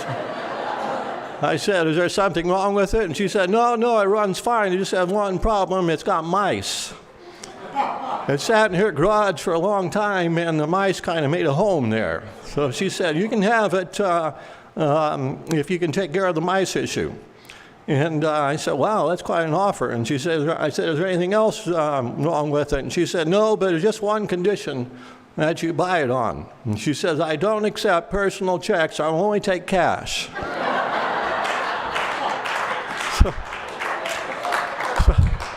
So I bought that Jeep from her for $25, and it's still running to this day, and this is just total coincidence, but I had to bring it into town today to drop it off for Eric Molina to do some work on it. Where's Eric? He's hiding. But anyway, oh, there he is, yeah. So if it wasn't for Eric, it still wouldn't be running. But anyway, I just want to say, Eleanor, we miss you, and we thank you for all you've done for the Glastonbury community, and I'm sure you're up there working with some community in heaven. Thank you.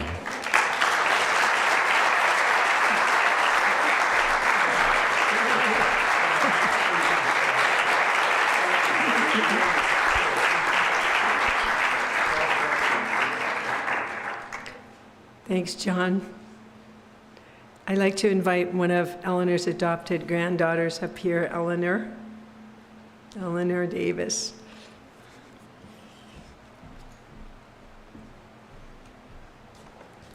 Hello, everyone. Some of you know me as Little Eleanor, and for Eleanor Schieffelin's family, some of you might have remembered me when I was about this tall with very long brown braids. We definitely, I think, participated in some scavenger hunts at Nanny's birthday together.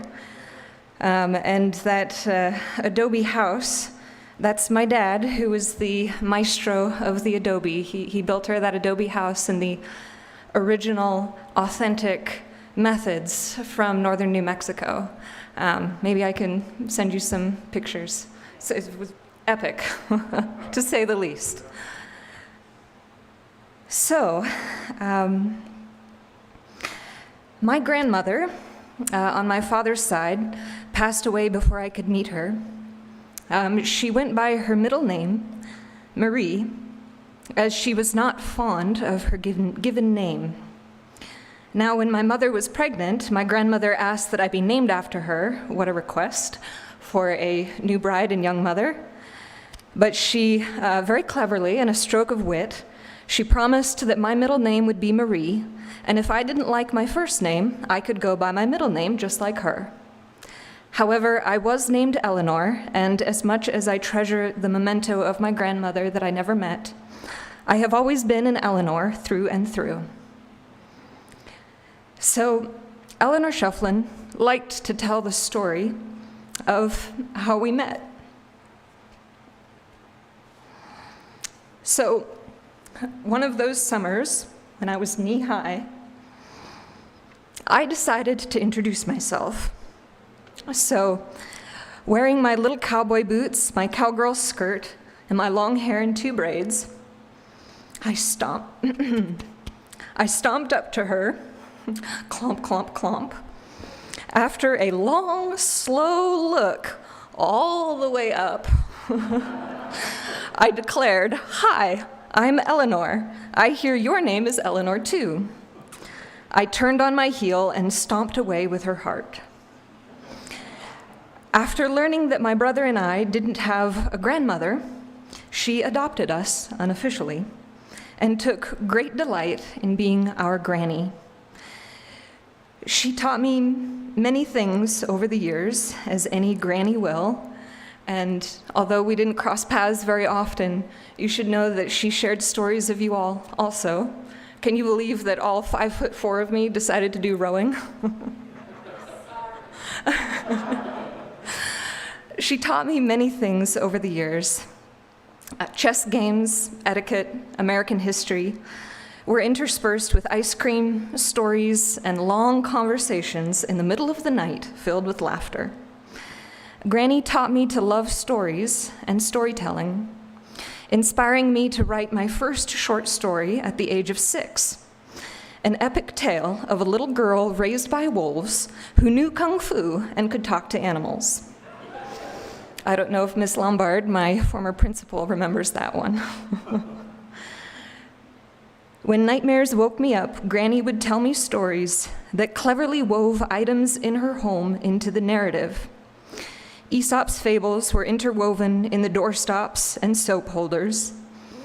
Don Quixote lived in the little sculpture on her bookshelf and galloped across the spines of the books when the lights were off. The house elf stole my socks and left candy in funny places if I was good. Making breakfast with Granny, the meal she certainly mastered. All the little stories are memories I will cherish and share with my own children. Through her stories, Granny taught me about life and how to live. Granny taught me what it, excuse me. Granny taught me what it means to be strong, opinionated, and free. I credit her for inspiring and supporting my academic success. My achievements and scholarships to Deerfield and Rhodes were a point of celebration that I love to share with her. Her passion for the arts, taking my brother and I and all of our little friends to every Firehouse 5 performance, every single one, fueled my love of poetry. Sharing the first publications of my poetry with her was sweeter than any accolade. I am beyond grateful. And I could go on all day, but I have to say, in hindsight, I really believe that the greatest lesson that Granny taught me was a lesson about community. All of the activities she organized for my friends, my school, and our community were heartfelt expressions of her faith in each and every person. What did I really learn while helping her to make snacks for Saturday night at the movies, or proudly organizing all of my little friends for the trips up to Granny's house? All were welcome at her home for Sunday Ramayana viewings, or scavenger hunts on Nanny's birthday, or the special birthday brunches at Chico. Her dedication to reading novels to every single class of students at Thomas More Schools really became a legend, sparking the imagination of a generation. It really was like a class. Not a single student of Thomas More escaped the campus without getting an hour a week of story time with Eleanor. Now, as the children of Glastonbury grew up and moved away, Granny's heart never wavered. With gentle humor and a deep understanding of the human condition, she helped countless people.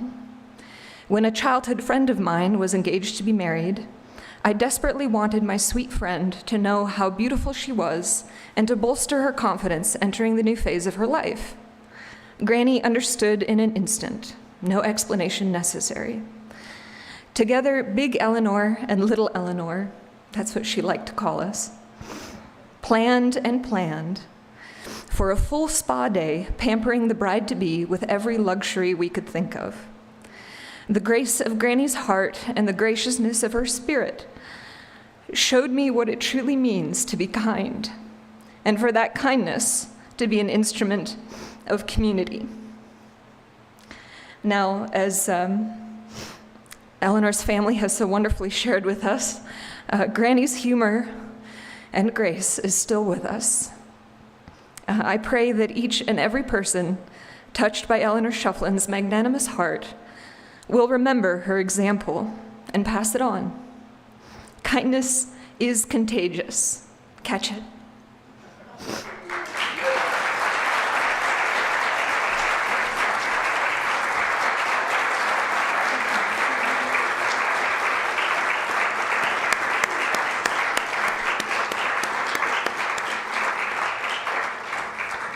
Thank you so much, Eleanor. Thank you. Rex, Eleanor's brother Rex, and the adopted grandson.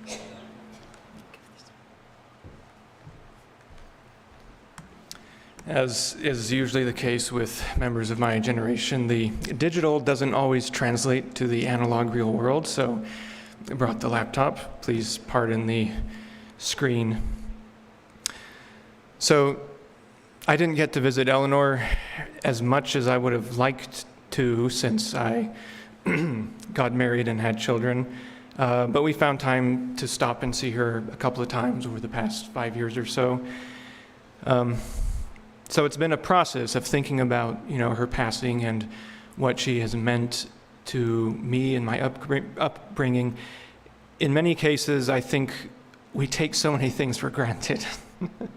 Especially when you're a young child and there's just this wonderful person in your life and they're doing all these nice things for you, like, oh yes, that's always going to be there. And eventually you begin to think that all the nice things they did for you, actually you kind of did for yourself or something.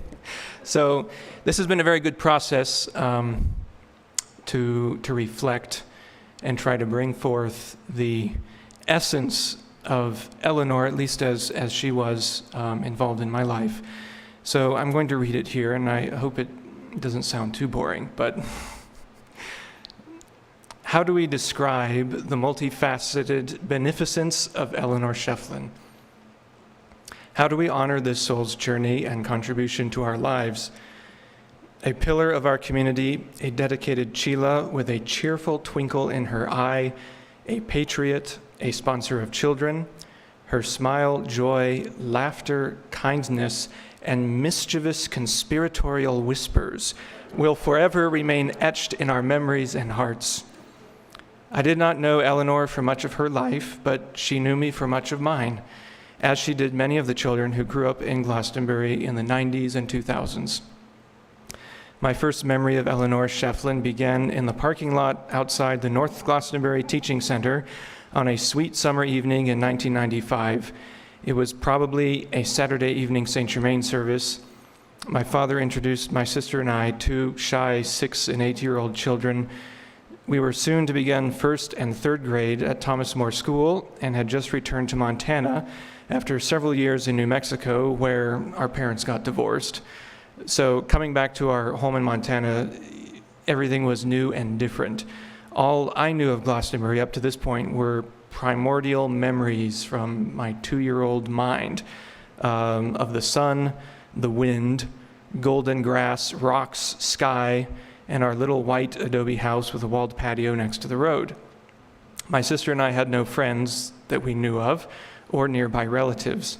And here was this tall old lady with luminous hair getting out of a Jeep Grand Cherokee, smiling and shaking our hands. She was very proper and seemed very nice and happy to see us. Little did we know that this was the beginning of an adventurous friendship that was to play a significant role in shaping our character and outlook on the world. And play we did. We climbed the walls of Eleanor's house, both inside and out. We rode in her trusty Jeep over old Chico's dusty trails as she regaled us with stories of cowboy cookery, our faces smeared with the remnants of carob-coated Rice Dream ice cream bars. We crawled under the table, much to her horror, at the Livingston Walk while sizzling mugu gai peen was being served. We sat riveted for hours as the region's best theatrical dramatists belted out Rodgers and Hammerstein's hits at the Firehouse 5 Playhouse in Livingston, Eleanor's gleeful laughter and toe-tapping in time with the music punctuating the event. My sister and I argued over flavors of spritzered fruit juice sodas and macadamia nuts while watching the epic Bollywood video adaptation of the Hindu epic Ramayana on VHS tapes in her living room. At Thomas More School, she visited several times a month to read the class stories of adventure and bravery. It usually took multiple sessions to finish the book, but we thoroughly enjoyed scribbling in our art books while Johnny Tremaine ferried secret messages for the resistance in occupied Boston during the American Revolution. She was also one of the most sought-after sponsors for the annual readathon and bikeathon fundraisers for our school, pledging up to 10 cents per page read or mile ridden for each child who knocked on her door, which inspired flurries of page-turning and book reports and countless miles of leg-aching pedaling on Mill Creek Road. Through all this, she always remembered our birthdays, sending thoughtful gifts with cards penned in her measured orthogonal scrawl, giving us encouragement or Benjamin Franklin-esque aphorisms. As we grew older, our interactions became more sophisticated. We had conversations on philosophy, religion, authors, and politics.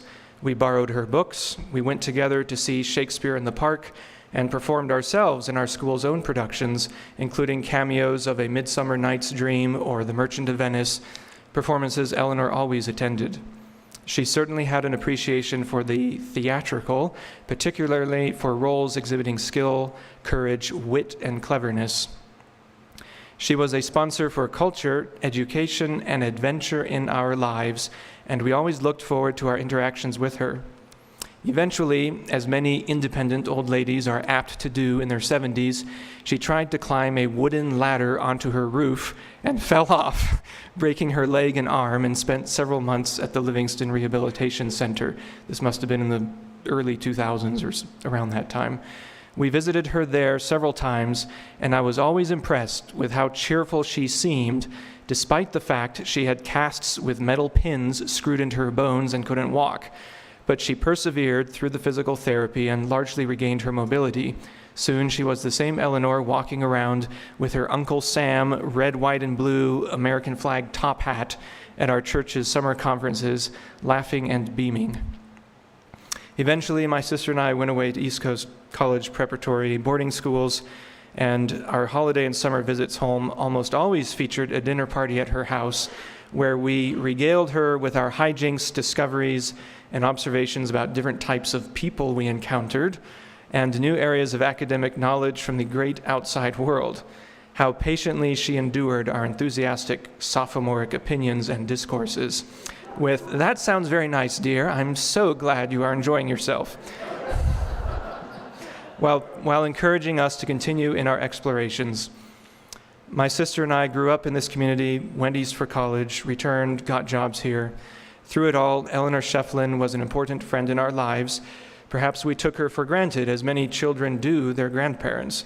Since starting a family of my own, I have to admit that I did not visit Eleanor as much as I should have, although my children remarked of her and her longtime friend Vivian Mason, "They're such nice babushkas, we should spend more time with them."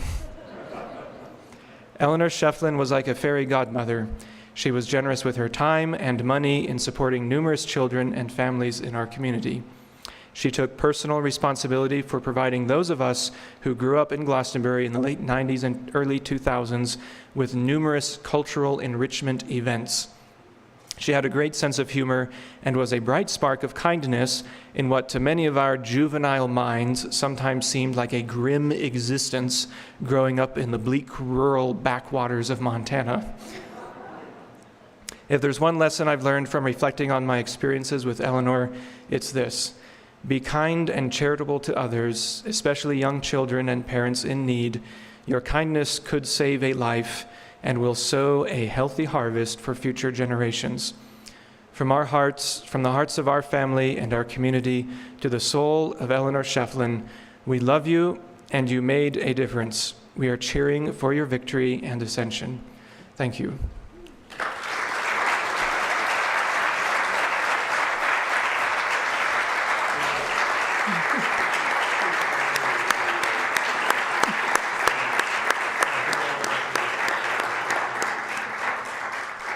Thank you so much, Rex.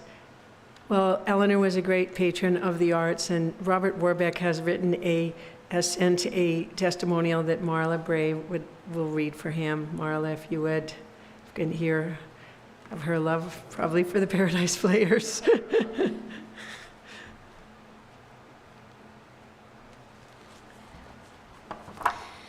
Loving family of Eleanor and beautiful friends of this community, I'm really grateful to stand before you today to add my love and praise of this wonderful lady. We were January sisters, both born this month, but we both cherish the fact that we were born on the same day, exactly 24 years apart. When I grow up, I want to be more like Eleanor. Eleanor loved, and among her loves, as you've learned, and as indeed her mother Nanny's were the talented, devoted souls who were part of the Paradise Players. Vivian told you that Eleanor and Nanny never missed a performance. For those of you who may not have experienced them, they were a musical force extraordinaire, delivering skits, humor, Western songs, as well as Broadway hits, bringing delight to all. Eleanor was definitely what you would call a groupie, and they were devoted fans of her as well. Are there any of the players here at St. Mark's? Raise your hand if you are, so the family can see you. I know some people are going to be connecting through the YouTube link, and people are also busy living across the country or working for the conference. But I'm very privileged to share with you a personal memory sent from one of those Paradise Players, Eleanor's close friend, Robert Warbeck, who regretfully was unable to be with you today. This is Robert. Picture this, if you will. Toward the end of the final performance in 1992 of the original Paradise Player shows in the packed room of the Corin Springs restaurant, then known as the Ranch Kitchen, I and 2 other performers were singing the classic cowboy song, Cool, Clear Water. We were seated on stools in close proximity to the first row in the audience. As we held that last harmonic chord on the word water, a hand raised up from the audience member seated front and center before us. With perfect aim, Eleanor joyfully squirted all 3 of us in the face with the water pistol she had prepared for this moment in the last show of the season.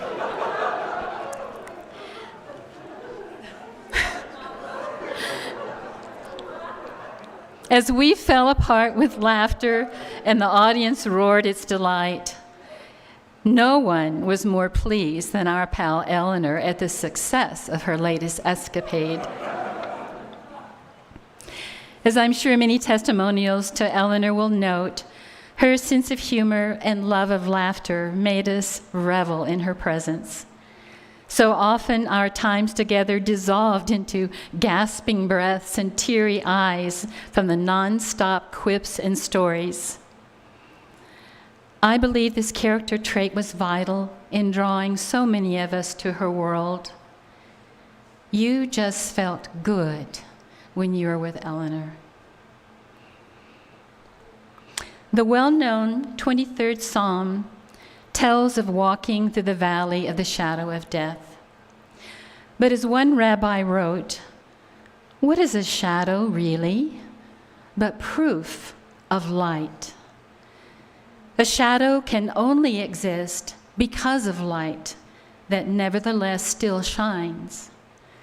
Love is that light shining through memory, reminding each of us of a love absent and yet still present, still warm and aglow even when the skies are gray. What's that old saying? Angels take themselves lightly? Well, our angel Eleanor certainly demonstrated that ability on a daily basis. And what better tribute could there be than to know you made those you love and who love you happy? Eleanor, I anticipate much future laughter and happiness when we reunite with you, my dear pal, in days to come. That's Robert Warbeck.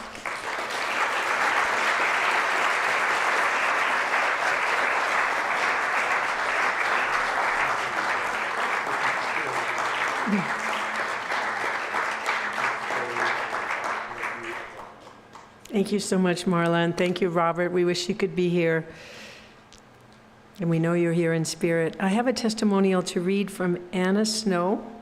Anna Snow lives in Brazil now, and she used to, I think, cook for Eleanor. That's what she says here. It's very short. I cooked for dear, sweet Eleanor for many years. It was really a privilege and a lot of fun. I know that our friendship will last forever. That's from Anna.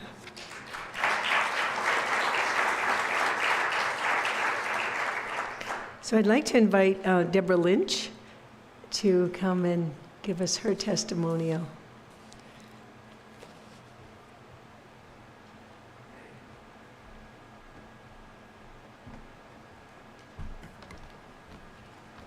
So nice to see you all here.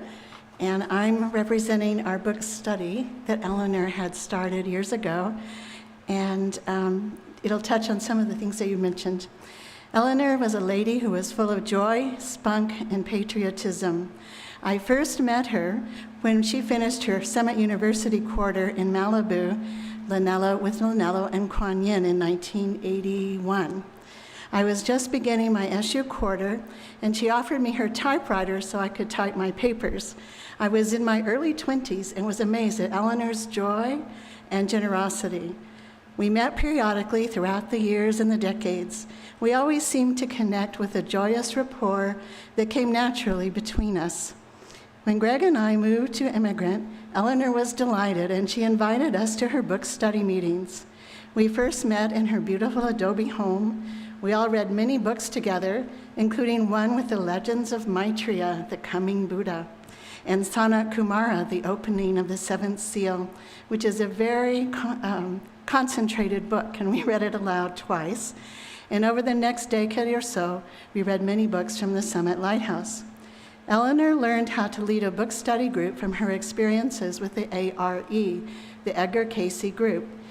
Each meeting began with greeting each other and sharing news. Then we would read a page or two and rotate through the members until everyone read and commented for an hour or so. And then comes delicious tea and refreshments. Our small book study group continues on, even as we do miss Eleanor's presence. We rejoice in knowing that she is in a much better place. Eleanor and I shared a spontaneous friendship. She told me stories and experiences she had as life moved on. One day, she wanted to share a once-in-a-lifetime experience with me for my birthday. She also invited Frances Reagan to join her in her big Jeep. Eleanor drove us up past Old Chico on this rutted, plot-holed road. We held our breath and held on to our seats as we traversed high up on the mountainside. And as we jiggled in our seats, Eleanor was undaunted. She kept driving. We thought, okay, we're going to get there. Soon she proudly parked, and with a sweep of her hand, she introduced us to this beautiful area. We crossed the creek on a wooden bridge surrounded by pine trees, and then to my amazement, I saw a series of perfectly formed pools that cascaded from one to the other in this hidden place. It is one of the most perfect surprises of nature's that I have seen. Eleanor was so delighted to share this, and I treasure the memory. Well, and Eleanor was a young lady, as Vivian was sharing. She worked on a dude ranch in Montana. She described how the cowhands would gather around and tell stories in the evenings.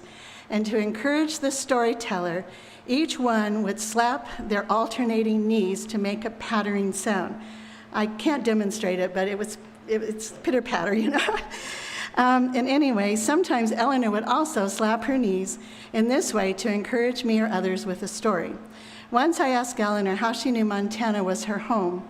She shared that once she was standing by a fenced pasture in Montana, and she felt a powerful energy come from her feet and go deep into the earth.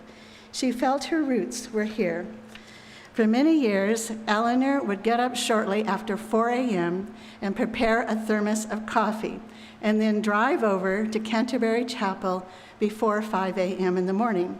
She explained to me, I think it was her grandfather or maybe her father, who was a soldier during the war and sacrificed for America. And Eleanor said she would uphold the family tradition by being a spiritual soldier for freedom for Saint Germain. Occasionally, I would join these.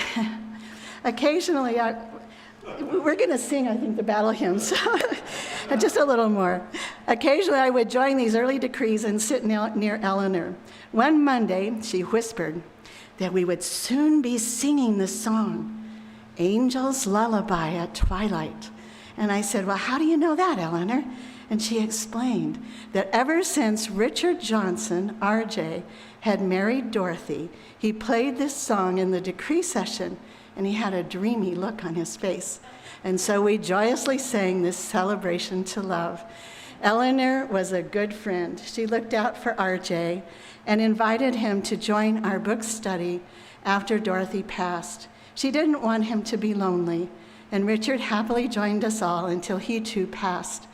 As Eleanor was losing her sight, she diligently came to our book study group, and this time she sported a fancy contraption that you may have seen in the slides that she wore on her head with magnifying glasses and a light that welders wear. So she borrowed it from David Tonkin, an engineer, and now she could read aloud in her magnificent voice. I will always love Eleanor and appreciate her friendship and ingenuity. Thank you.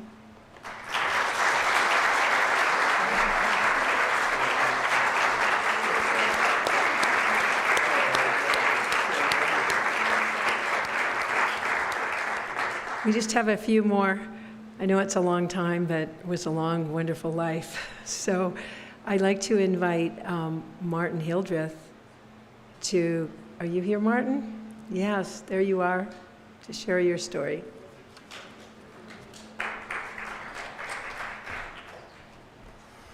Well, just a couple of quick stories. Eleanor was very gracious. She always wanted her guests to be impressed and, to see a part of Montana life. So this lady, I can't remember who she was, wherever she was from, big city. They were sitting on the deck of the mobile home when it was down in the flatland. And she said, tomorrow morning, well, maybe it was a few days earlier, she said, can you bring the sheep around? I said, yeah, I can do that. The road to get up to the house was kind of a lane before the formal road was built. And so as I found out later, some of the detail, she said they were sitting out on the deck, and her friend says, well, I can hear sheep. She says, oh, no, they're going to come right there. Well, the sheep didn't exactly cooperate. I had 2 dogs, and they didn't come up that way. They eventually got around the house and came down, surrounded the house, came around both sides, and there they were. And it was quite a welcome. It was about 2,800 sheep, 3,000 about.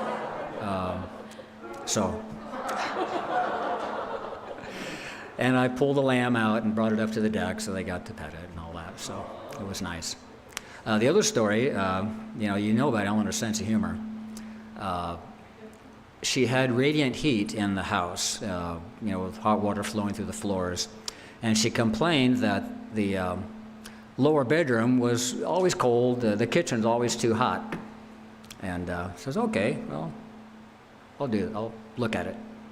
A week or 2 later, I said, oh, how's the bedroom? She said, oh, well, it is warmer and the kitchen's cooler. She says, what'd you do?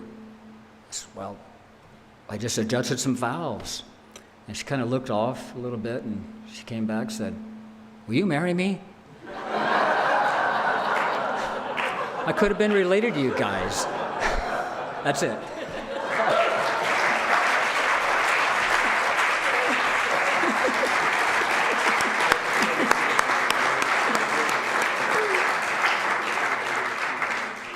I have one to read. Thank you so much, Martin. That was wonderful. I can just see all those sheep. 2,800, really? Oh my goodness, that's a lot of sheep. That was in the early days of Glastonbury. Yeah. This is from Patrick Arundel.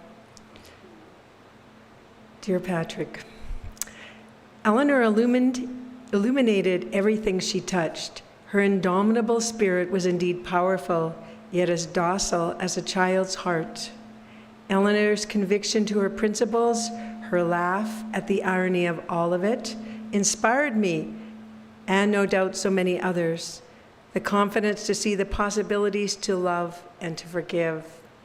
Amazing grace for her compassion in caring for the meek and championing the cause of the underdog because she knew it was the right thing to do and her great opportunity to do it. She was the sort of a self-made woman who forged her own spirit of dignity, integrity, and compassion. We love you, dear Eleanor, now trailing clouds and clouds of glory with your sweet spirit. So grateful that I got to be a part of that life that was lived completely from the heart. The supreme testament any one of us can bequeath to others is our legacy of divine love. Thanks forever, sweet Eleanor, for cherishing us as we now and always will cherish you. So much love, Patrick.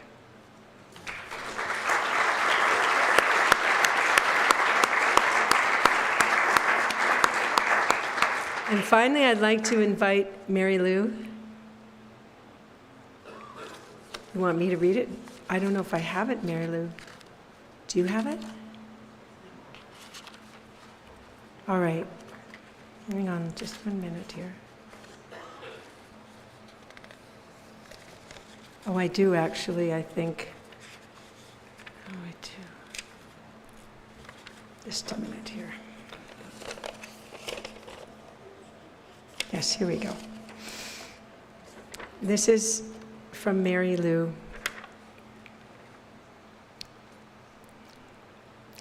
It's entitled Mary Lou Miller, from Mary Lou Miller, A Loving and Caring Heart. Christmas, 1984. Santa visits the Royal Teton Ranch, Corwin Springs, Montana.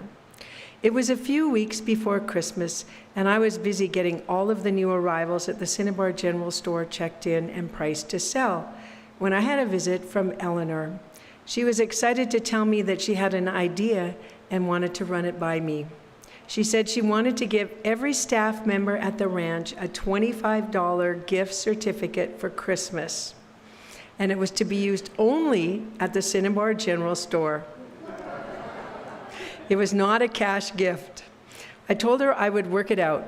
With just a few adjustments, all could receive their gifts. I got the names and kept records of all staff. I checked the names off as they came in and redeemed it. It was so much fun seeing all their faces and surprises and many questions on who was giving them a Christmas gift. I had to promise to Eleanor that no one would know who Santa was, as she did not want any recognition. So Eleanor. She wanted all of them to receive a Christmas gift and wanted to support the Cinnabar General Store at the same time. There's a little insert. Several posters were placed around the ranch stating that all staff had this $25 gift certificate. Go to the Cinnabar store to receive and redeem it. Merry Christmas to all. Thank you for your service, is what it said. Continuing the story here, Santa's helper wrapped the Christmas boxes and had a note on the gift tag stating, "Thank you to Santa from the receiver." I think this is how is that the right way? Did I say that right? Everyone was so grateful for the gift and very happy to send Santa thank you cards. So this was the thank you cards that they sent. Eleanor told me she had such joy reading all of the thank you cards, and she did so many times as the years passed. Our paths would cross and we would smile to each other and say quietly, "Wasn't it fun to be Santa and his helper to the staff at Christmas 1984? Yes, we would say. God bless you, dear Eleanor, for your generous and loving heart. You are missed and truly loved. Your sister on the path, Mary Lou Miller. Thank you, Mary Lou.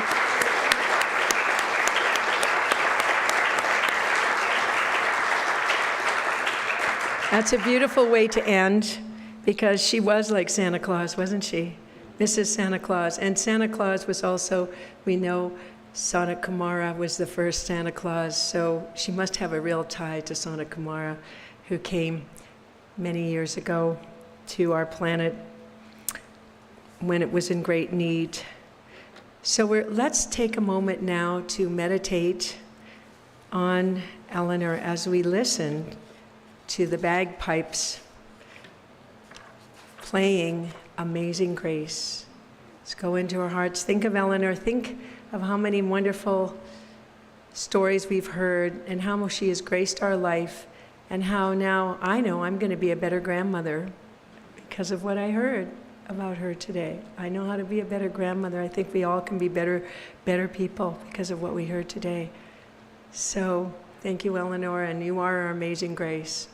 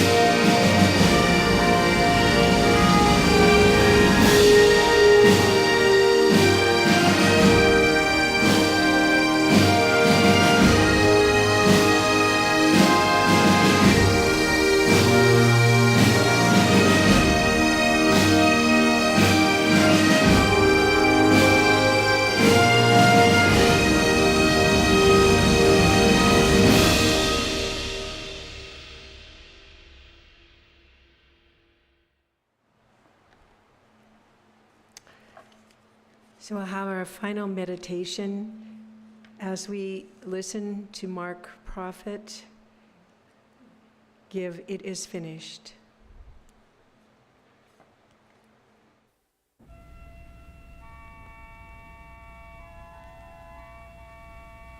It is finished. Done with this episode in strife. I am made one with immortal life. Calmly, I am resurrecting my spiritual energies from the great treasure house of immortal knowing. The days I knew with thee, O Father, before the world was, the days of triumph when all of the thoughts of thy being soared over the ageless hills of cosmic memory. Come again as I meditate upon thee. Each day as I call forth thy memories from the scroll of immortal love, I am thrilled anew. Patterns wondrous to behold enthrall me with the wisdom of thy creative scheme. So fearfully and wonderfully am I made that none can mar thy design. None can despoil the beauty of thy holiness. None can discourage the beating of my heart in almost wild anticipation of thy fullness made manifest in me. O great and glorious Father, how shall a tiny bird created in hierarchical bliss elude thy compassionate attention? I am of greater value than many birds, and therefore do I know that thy loving thoughts reach out to me each day to console me in seeming aloneness, to raise my courage, elevate my concepts, exalt my character, flood my being with virtue and power, sustain thy cup of life flowing over within me, and abide within me forever in the nearness of thy heavenly presence. I cannot fail because I am thyself in action everywhere. I ride with thee upon the mantle of the clouds. I walk with thee upon the waves and crests of water's abundance. I move with thee in the undulations of thy currents, passing over the thousands of hills composing earth's crust. I am alive with thee in each bush, flower, and blade of grass. All nature sings in thee and me, for we are one. I am alive in the hearts of the downtrodden, raising them up. I am the law, exacting the truth of being in the hearts of the proud, debasing the human creation therein, and spurring the search for thy reality. I am all things of bliss to all people of peace. I am the full facility of divine grace, the spirit of holiness, releasing all hearts from bondage into unity. It is finished. Thy perfect creation is within me. Immortally lovely, it cannot be denied the blessedness of being. Like unto thyself, it abides in the house of reality, never more to go out into profanity. It knows only the wonders of purity and victory. Yet there stirs within this immortal fire a consummate pattern of mercy and compassion, seeking to save forever that which is lost through wandering away from the beauty of reality and truth. I am the living Christ in action evermore. It is finished. Death and human concepts have no power in my world. I am sealed by God's design with the fullness of that Christ love that overcomes, transcends, and frees the world by the power of the 3 times 3.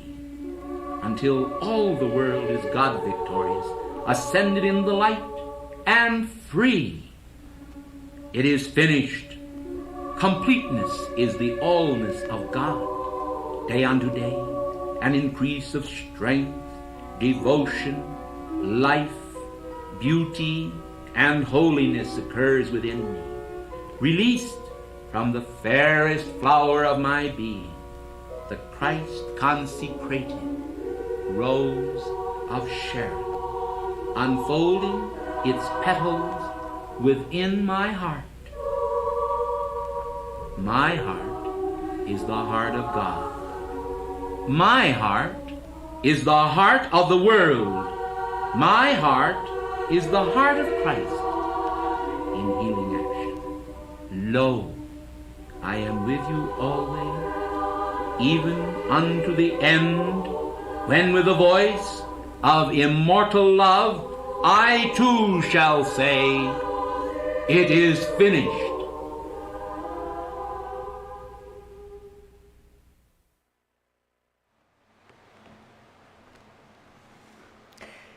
Won't you rise for the benediction?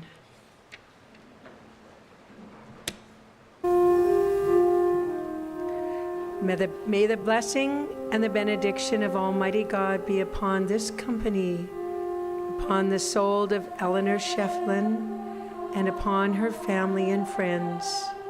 With the sign of the heart, the head, and the hand to you, may the peace of the presence abide with you, wherever you are, wherever you go. May the glorious peace of your presence flow. Through days of service and nights of rest, may the peace of the presence keep you blessed.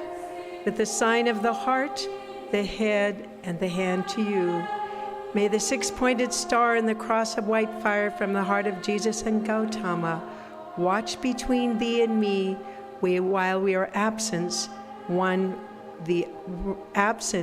from the other and present with our God. You can't leave, though. We have to sing one more song. We're going to sing the Battle Hymn of the Republic. We can't go without singing that for our wonderful patriot, Eleanor. When we're finished singing that, you can go, and we have a wonderful repast that the family has for us to enjoy our community. So that's song 687. It's the last song in the program. And following that, as we go, Stephen, if you could play the Other Amazing Grace by the Mormon Tabernacle Choir, that would be great. The Battle Hymn of the Republic. Let's march together with Eleanor and all the legions from heaven and feel her spirit.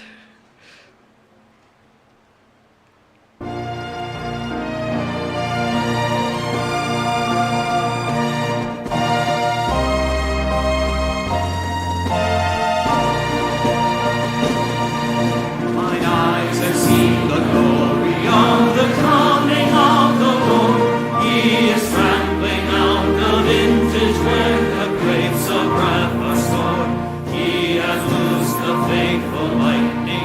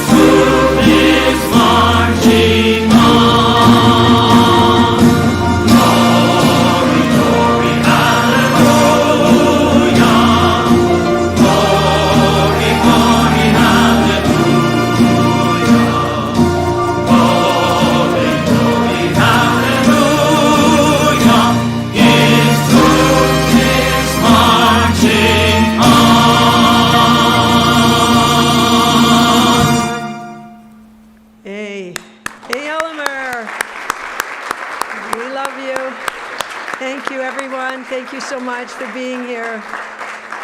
God bless you. Enjoy a repass. And it isn't actually Amazing Grace. It's this song that I have in the Mormon Tabernacle, if you want to play that. And we'll march out with that. So God bless you. God bless you all.